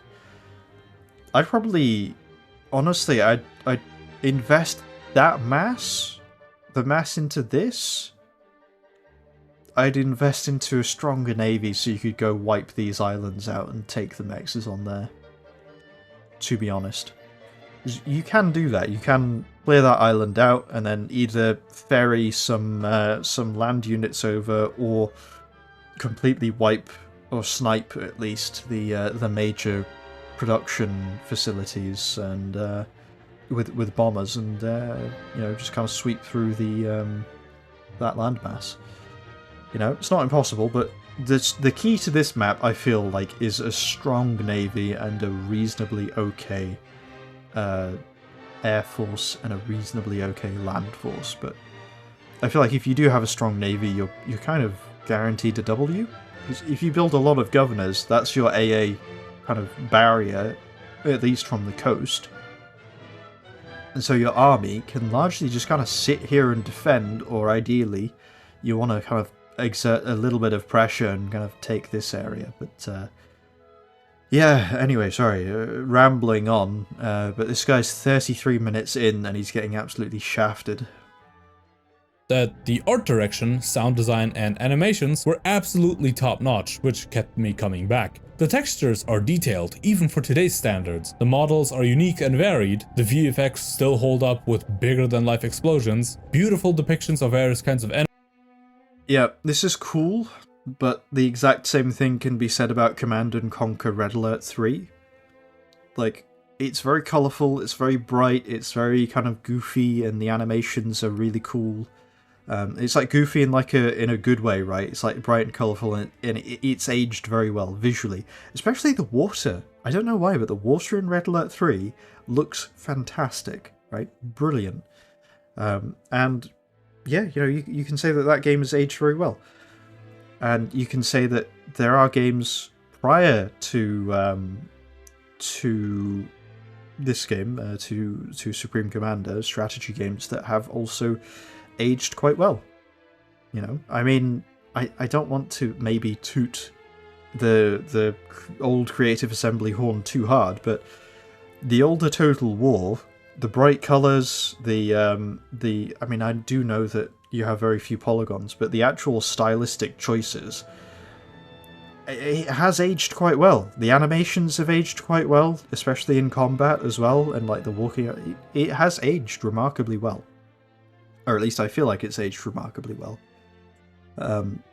So yeah, I kind of again, is this something, a game that's aged well? Is this unique to Supreme Commander? No. Is this something that has meant that Supreme Commander has ruined the entire strategy genre? No.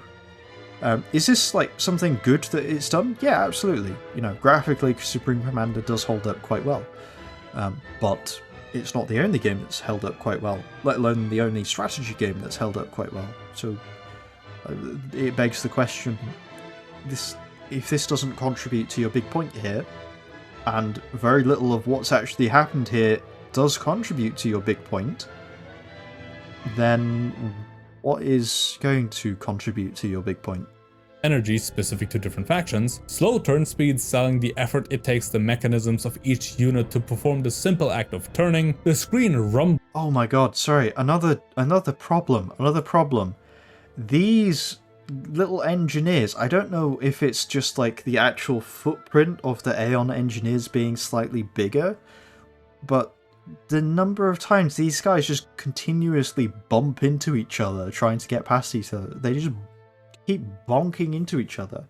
Pathfinding in this, sorry, that's another flaw, sorry, that he's just play this and it's just, as playing this I've just thought, Jesus Christ, yeah, that's another problem, isn't it?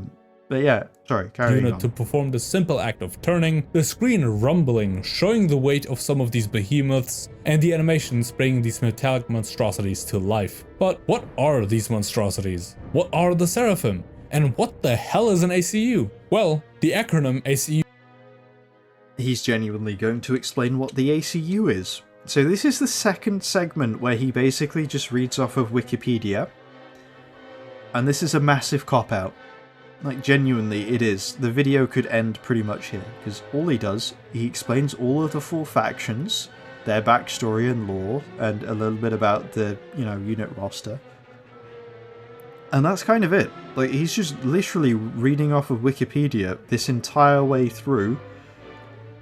Section about the Cybran, section about the Seraphim again. Here we go. I'll just show you the back end of this entire 6-minute segment that he's just slapped in here. 5 or 6 minutes of this entire 17-minute video where he's just reading off of Wikipedia again. Infrastructure and quantum technology that allowed them to invade Earth and spread across the galaxy.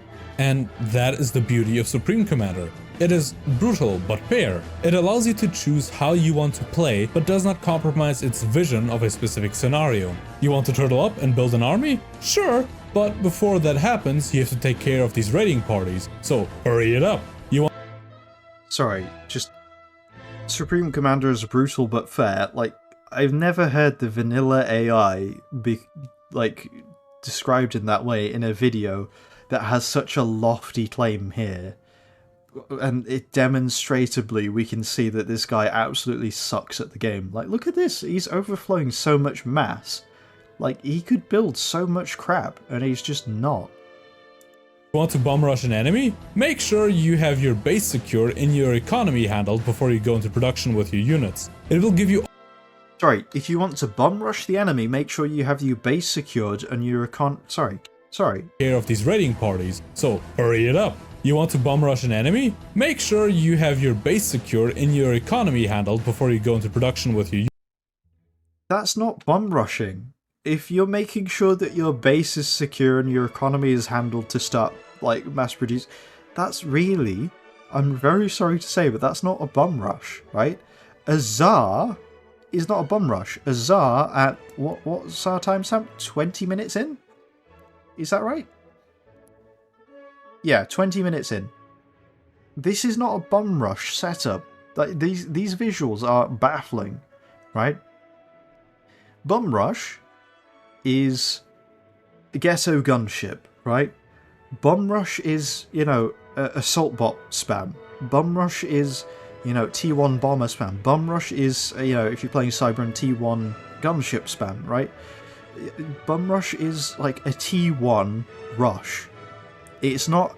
Bum rush, you can't... 20 minutes in with 2 experimentals, that is not a bum rush, right? That is...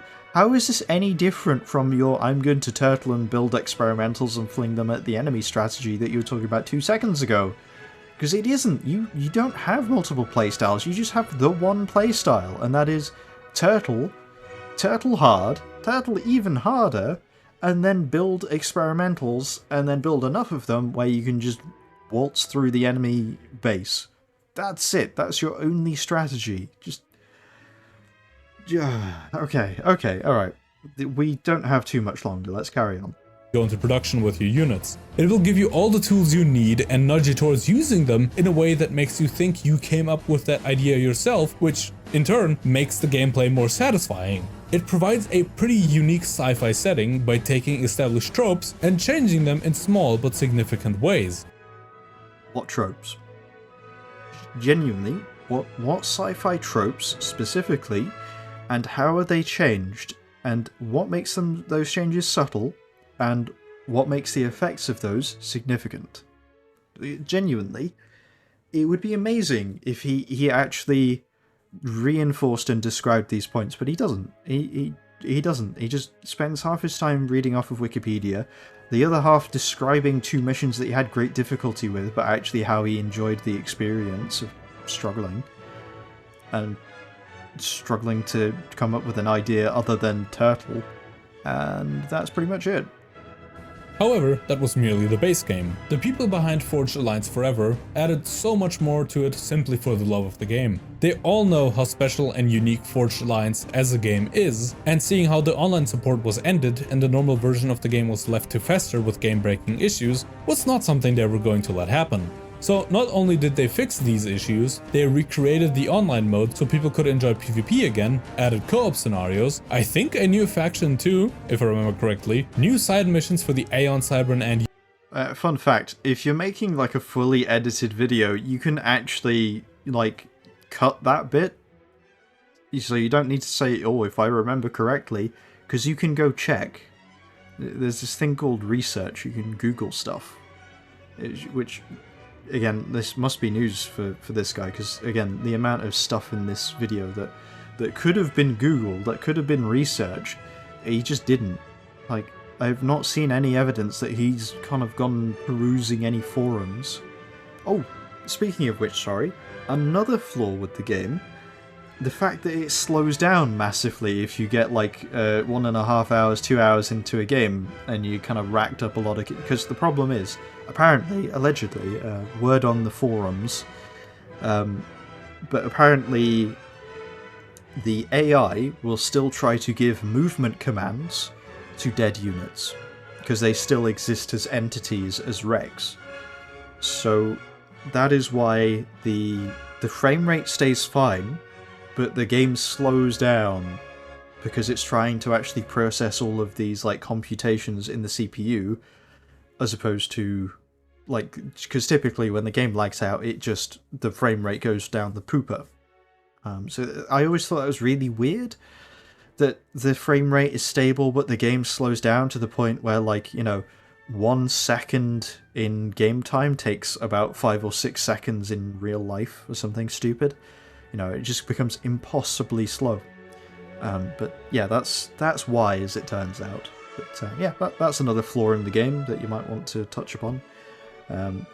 Partially there because this is like a dual core game. So this was back in 2007. Dual core was like the latest and greatest. So yeah, the general idea is, well, you got 1 core to run your game, 1 core to run your Windows, OS. So most games were single core, but then dual core kept creeping up, and even though it is technically dual core, most of the heavy lifting is still done by a single core, and then you have this additional one that can kind of do some kind of peripheral things in the background. Core is basically just like essentially it's like a way of it's like a train of thought, right? And having 2 trains of thought running simultaneously is 2 cores, right? And that's why that's beneficial. So you can do 2 things at the exact same time. Crazy, I know. So you have 2 people basically doing stuff as opposed to 1 person. So you can have 1 core and multiple threads, but threads is essentially one core multitasking, and they're switching between tasks. So it's one person multitasking as opposed to having two separate people. And you can have multiple threads on one core. You don't have to have two threads, right? You can create as many threads as you like and absolutely, hammer that one singular core and make it cry. But you have to also remember that you have a management cost as well. So it's not like if you have, I don't know, let's say 10,000 ticks divided by 1,000 processes. It's not like you're going to get that exact number of ticks distributed evenly, because you're also going to have a portion of that being used to manage which threads need what attention and, the queue and stuff like that, right? Anyway, moving on. UEF, and finally, a new campaign from the perspective of the Seraphim. For all of that, they should be commended. The Forged Alliance Forever community has been going strong. I like that. He says they should be commended. He doesn't actually take time out to commend them. He just says what they've done, and he says they should be commended. So, interesting. It also implies that they haven't already been commended by the community several times. And I imagine as well by games journalists. So, yeah, this is really weird. But I'm just going to boil that down to, you know what, it's probably just a turn of phrase. Strong since 2011 and has fostered a thriving community with new and old commanders coming and going as they please. However, the fact of the matter remains, Supreme Commander, the franchise, is over. After the release of Supreme Commander 2, no more major releases would ever come of this franchise. So this very unique feeling game will never be brought to a modern audience to experience again. Interesting. Does he go into why? Because this is his conclusion, right? He's got less than a minute left. And he's just brought up, yeah, well, Supreme Commander 2 released and there's no more Supreme Commander 2s. And his whole thing is, this game is so amazing it ruined the entire strategy genre, the entire RTS genre, right?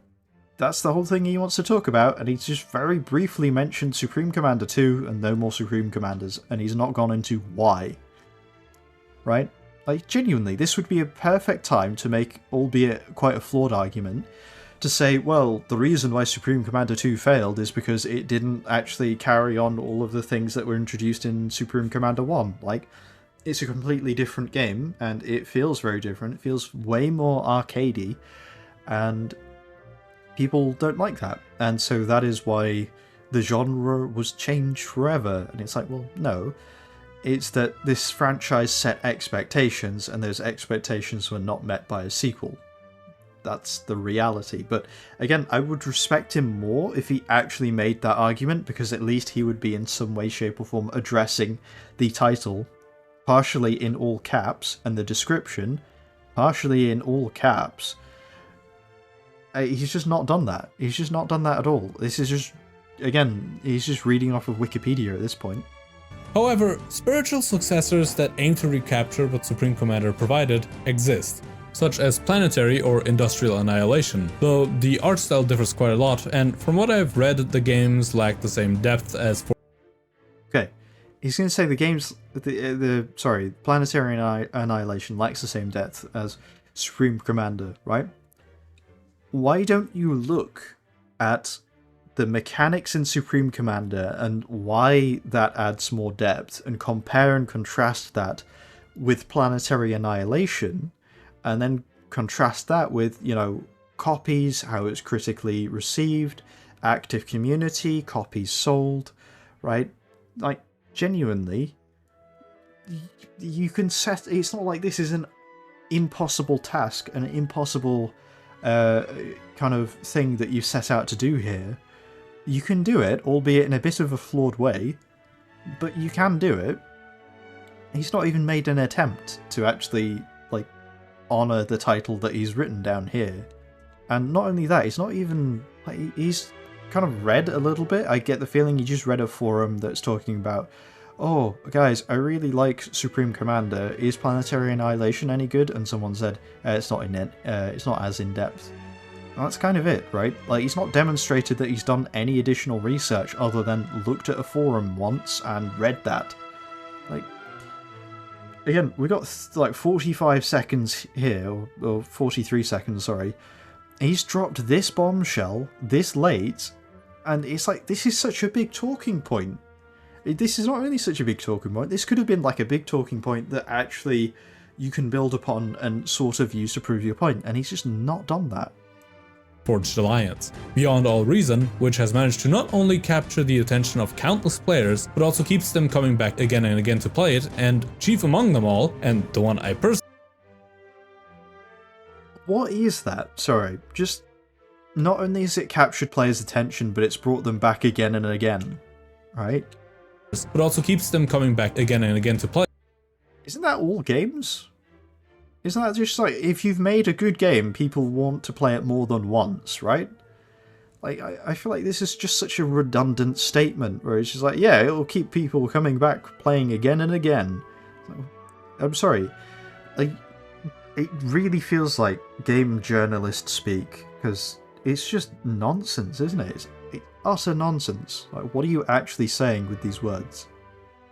Play it, and chief among them all, and the one I personally have my eye on, Sanctuary Shattered Sun, a game that not only aims to be the closest you can get to Supreme Commander in terms of gameplay, but also in looks. It still is in development, but the developer stated it will be coming out in 2025, with a demo on the way prior to release. For more...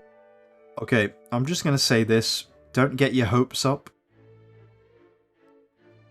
Like, I'm just gonna, yeah, don't get your hopes up, because developers, they have an idea of what they want their game to look like and what they want their game to be, and that doesn't always follow through, right? The game will end up feeling completely different, or being completely different, right? But if we're looking at this, and again, I don't know anything about Sanctuary Shattered Sun, so I'm completely new to this, right?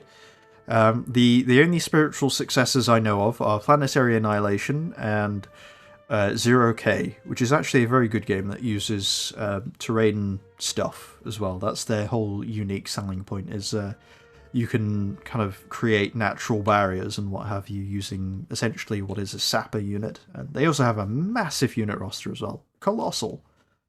But anyway, the main reason I say this is because they got some cool models, but you can see here the animation, it just looks so stiff and wonky. Like, cool particle effects, but this is just like really wonky, right? Really unpolished, you know? And this is their cinematic. So I don't think they actually, well, either they have a proper animation for this, or if they do, it looks really bad. But yeah, anyway. Developer stated it will be coming out in 2025, with a demo on the way prior to release. For more information on that one, I will link a developer FAQ in the description of this video. Supreme Commander has a long-lasting legacy. It would be a shame for it to fade away. Thank you all so much for watching. Sorry, what? Hang on. For FAQ in the description of this video. Supreme Commander has a long-lasting legacy. It would be a shame for it to fade away. Supreme Commander has a long-lasting legacy, it would be a shame for it to fade away. The game that ruined a genre. I want to talk about how Supreme Commander Forged Alliance was so undeniably good, in all caps, that it ruined all RTS games going forwards. And he's saying... Commander has a long-lasting legacy. It would be a shame for it to fade away. It would be a shame for it to fade away? Like, by your own... Like, it's not even, like, the video, it's not like you're arguing that it can't fade away. It's like, no, the premise of your video relies on it being so monumentally good that it can't fade away because it ruined all subsequent RTS games. Like, it can't. If this game ruined an entire genre of games, how could it fade away? How could it fade into obscurity? How? It's like, if we open up the start of this video here. A long time ago, in a galaxy that is not far away at all, there was a game. A game so far beyond every other game in its genre, it was not even a competition. A game so laughably ahead of its time, it destroyed the RTS genre going forward. Right. that intro there, specifically... Even a competition. A game so laughably ahead of its time, So it wasn't even a competition, it was so laughably ahead of its time, it destroyed it. And then, his ending sentiment is... watching. And I'll... It would be a shame for it to fade away. Thank you. It would be a shame for it to fade away. How can... These two sentences are incompatible. You can't say this game is so monumentally awesome that it reshaped this entire like genre of game, and then say, "Oh, it'd be a shame if it faded to obscurity." What? Like, are you gonna say that shit like to, I don't know, it's Sonic, right? They redefined platforming, right? Or Mario, who just kind of defined platforming, I guess. Like, just, it's mental. It's mental, right? Like, it's crazy. It's just a contradiction. This video is just a contradiction. It doesn't actually address anything it set out to address, which makes me think, okay, this is pure clickbait. Just plain and simple, right? There's nothing really to it. But I was severely disappointed, because I was expecting someone who knows a lot more about Supreme Commander to be talking about it, because there are people out there who know an incredible amount about the game, who've been playing it for, you know, decades, right? Over a decade at least.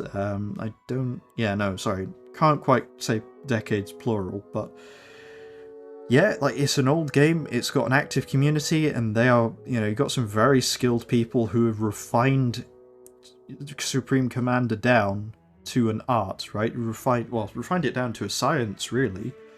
Like, genuinely, they have min-maxed the shit out of the game, they understand it so remarkably well, they have thousands of hours, they know it inside out, back to front, right? I was hoping that someone with a little more insight than myself would be weighing in on such a large, bold claim. As it turns out, someone who can barely complete the single-player campaign got stuck on a mission for 2 days, his only strategy is to turtle and build experimentals. Which, again, is, if that's what you want to do, if that's how you have fun, that's fine. I'm not going to knock that, right? I am, however, going to knock that if you decide that you're now experienced enough, having just about managed that, to go online, make an entire 17-minute video where you spend half the time just reading off of the game wiki, to then make the very bold statement, and then only just, like, completely do or completely not address this statement, but just to do a 180, just like, yeah, this is a really good game with a long legacy. It would be a shame if it faded to obscurity. How can it? The premise relies on it not having faded, because how can a game have that great of an effect that you were allegedly meant to prove here, and then still, like, you end with, well, it would be a shame if it did fade to obscurity. You've not presented anything to say that it is fading to obscurity. You've not mentioned that the community might be, you know, declining, right? The number of active players might be declining. That, you know, the hosting for FAF might be, you know, the cost for that might be in trouble or something. You've not mentioned anything that might suggest that Supreme Commander might be fading into obscurity, right? They've cornered out a nice little niche. They've got some spiritual successes, which shows us, if anything, this is still an active subgenre of the subgenre of RTSs, which is a subgenre of strategy overall, right? But it's like, just it's mental. It's genuinely mental that someone with this. Jesus Christ, man. His opening move is to bankrupt himself in every game. His opening move, right? He's just on the track, start a pistol, it fires, he immediately shits his pants and breaks his ankle. Like, that's his opening move, and he's sat here saying, ah, yeah, well, I'm clearly an authority that's capable of answering this question. No. Do something that you know, right? Like, I'll do shit that I know. I'll do shit where, like, I'll make videos on Star Trek because I happen to know a large amount about Star Trek, but more importantly, I'm willing to actually sit through and watch Star Trek films multiple times to actually correct what other people are saying about it, right? I'm not relying entirely off of, the stuff off the top of my head. For this video, I had to Google how much mass an AA turret actually consumes, how much mass an Archer unit, a T1 AA unit, actually requires to build. I had to Google, about the change to the Novax, the targeting issue with the microwave laser. I had to Google. I didn't have to Google the terrain thing. I am well aware of that, very painfully so. There's some things that I did know, but there's a lot of numbers that I just, as a player, I'm not good enough to have that stuff in the top of my head. I'll be quite honest. I've not played Supreme Commander for quite a few years actually now. So, yeah, that's the thing though. I didn't let that stop me, but I didn't refuse to acknowledge that I have gaps in my knowledge and I might need to actually do some research before making this video, right? I feel like that's what you do when you aren't knowledgeable enough about the scenario, but you feel confident enough to do something about the topic, is you do some research, right? But it's mental, right? But for context, I have about, I think, 280 hours in the game, which is like, a fair chunk of that is in single player by myself, or with friends. But also I did go through a phase where I would play PvP Supreme Commander, right? And now, for context, I'm rather bad at, like, PvP. I don't pull my own weight 9 times out of 10, and the 10th time it's questionable, right? But, I feel like there's a massive difference, because when I look at, even though I eco up really badly, when I look at my friends, and I remember this one person in particular, actually, it was quite a while ago, but they had, I think they played like a little bit of the campaign, and then they were like, oh, I'm going to check out the multiplayer, and then they hosted a lobby on FAF. And it was really weird, because like I was just playing with them, and it wasn't PvP. We'd set up a PvE game, and I was kind of giving him bits of advice and what have you, over text, over the in-game text chat. So it was a bit awkward, but I did my best. Newbie jumping in, I figured, well, he's going to be rather useless in an actual PvP game, and I don't think he knows enough to take advantage of, I'll just play this, have some visual noise going on, right? But I don't think he was actually knowledgeable enough to learn from all of the stuff that's happening. So, yeah, we're talking like having trouble, like, I need to manage my economy, I need to not run out of power, I need to upgrade my mass extractors. Or what's the button for that again? Oh, okay. Like that sort of stuff, right? But like, for context, again, shit tier PvP, Gap, Rohan, Crater, that sort of stuff, right? And I wasn't particularly good at ecoing up, but he just took one look at me and like the setup that I'd done, and again, it was pretty sloppy. But he was like, man, that's really cool. I hope one day I'm as good as you. Like, genuinely, he did. He's like, I hope one day I'm as good as you. And I was like, man, I'm shit at this game. This guy is like, he doesn't know what he's talking about. And I was thinking about it afterwards. I was like, you know what, in all fairness, like, this guy's never played the game before. He's like, I say never played the game, played it very little, right? And we were all at that stage at some point with Supreme Commander where it's a brand new thing, we're getting to grips with it, and we're just like a little baby, right? We're little baby, we're still wearing a nappy, And, like, if you show that to someone who genuinely doesn't know how to play the game, yeah, they're probably going to think, wow, that's really cool. And I think that is maybe a large factor in why this game has such an active online PvP community, is because even when you play games like Crater, where, you're basically just removing an entire element from the game, right? recon is kind of irrelevant. You know, you always know what direction your enemy is going to come from in that regard, right? So recon is maybe not irrelevant, but less of a factor, right? And you also have the the reality that, well, you don't really have any way, shape, or form to maneuver, right? Because if you're playing Crater, it's just one lane that you gotta push, right? Just one. So yeah, you kind of eliminate maneuvering, you eliminate a big chunk of reconnaissance. There's a fair amount of strategy there that you're just getting rid of. You're making turtling way more viable, because now instead of having to defend like a full 360 degree around your base, you just have to collectively, all of you, defend one entrance, right?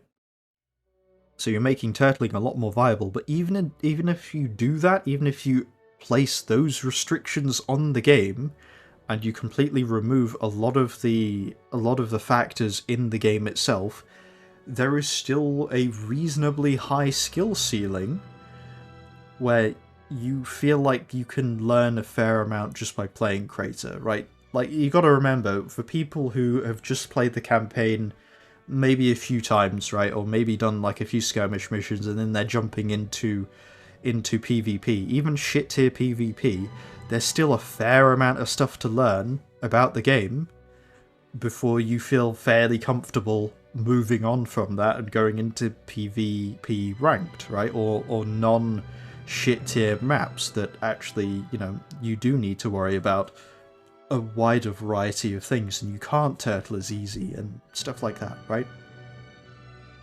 It's not... It doesn't devolve into basically a big pushing match. But yeah, essentially, I think the high flexibility in the number of units and the high diversity in the number of units, but functional diversity as well, not just kind of, oh, here's a reskinned thing with different stats and it's got a different model and that's it, right? Like an actual, completely different set of units that do behave differently and have different strengths and weaknesses that contribute to the overall faction strengths and weaknesses. But also, I feel like the fact that there is such a high skill ceiling because of the way the economy works, because of the way that all these different mechanics interact with each other, right? I feel like that is, if anything, one of the big reasons why this game is, or at least is such a big, has such a big online community, right? And you can get, I say you can get, you will get into min-maxing, right? In online, that is kind of the thing, is you get into min-maxing, but you also have the added variable of, unknown maps and unknown behaviors. In some instances, yeah, doing something unexpected is a bit weird, so partially you have this weird situation where, like, if you have a gap player who doesn't really know what they're doing, and instead of playing the game, they decide, is it Gap that has the little underwater bit? I'm trying to remember now. I think it is. But yeah, instead of your naval player actually like building stuff, they just, they kit out their ACU with a tactical nuke, they walk their ACU underwater, and then they launch a tactical nuke at the enemy. The enemy naval player. It's like doing something so drastically unexpected like that and not going through the standard playbook almost is, yeah, you can tell I've watched a Laserpick video recently, because it's all about military thinking, Doing something expected every single time means you're predictable, and if you're predictable, you're dead. But yeah, that doesn't mean you do bad things, right? The things that are deliberately detrimental. But anyway, sorry.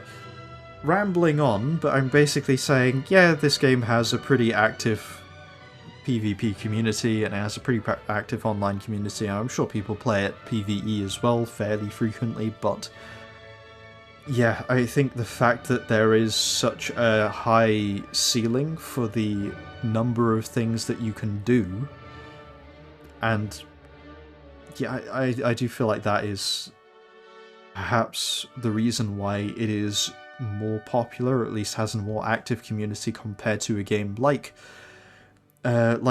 Command and Conquer Red Alert 3, where yes, there is competitive play, but no, it's nowhere near as big as Supreme Commander.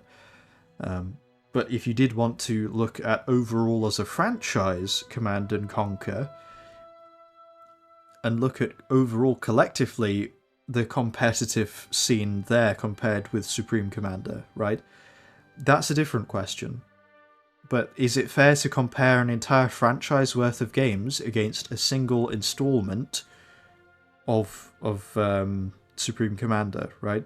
Like, and again, I don't know the answer to that. I don't know whether it is fair or not. But anyway, sorry, I'm just rambling at this point because it's such an interesting topic, and you can understand now why I'm so disappointed, because it's not like there's a lack of things to discuss here.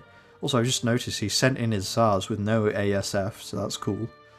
But yeah, it's such a broad topic that you can debate, and you know, he just doesn't, because he doesn't have that knowledge. He doesn't play the game really outside of like completing the campaign mission, which sounds like he spent more time completing the campaign mission than he did researching this video, to be honest. But yeah, anyway, sorry, I know I've kind of dunked on this guy pretty hard, but genuinely, like, I genuinely believe the video is coming from a good place. It's just he doesn't have the means to actually do this sort of video. I kind of wish that he consulted anyone, because like, he clearly has like the ability to edit videos. He clearly has the ability to write scripts.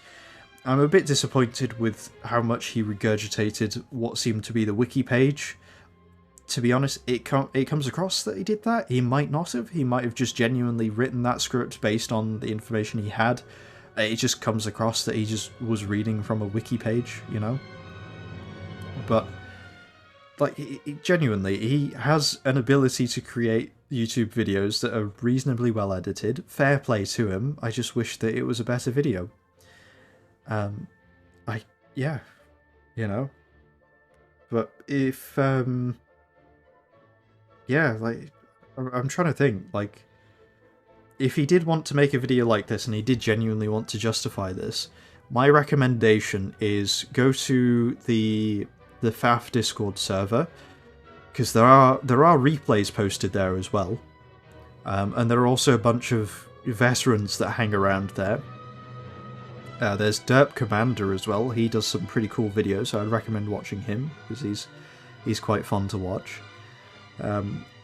But yeah, like, do some looking around, find some people, play some games, right? Play some PvP.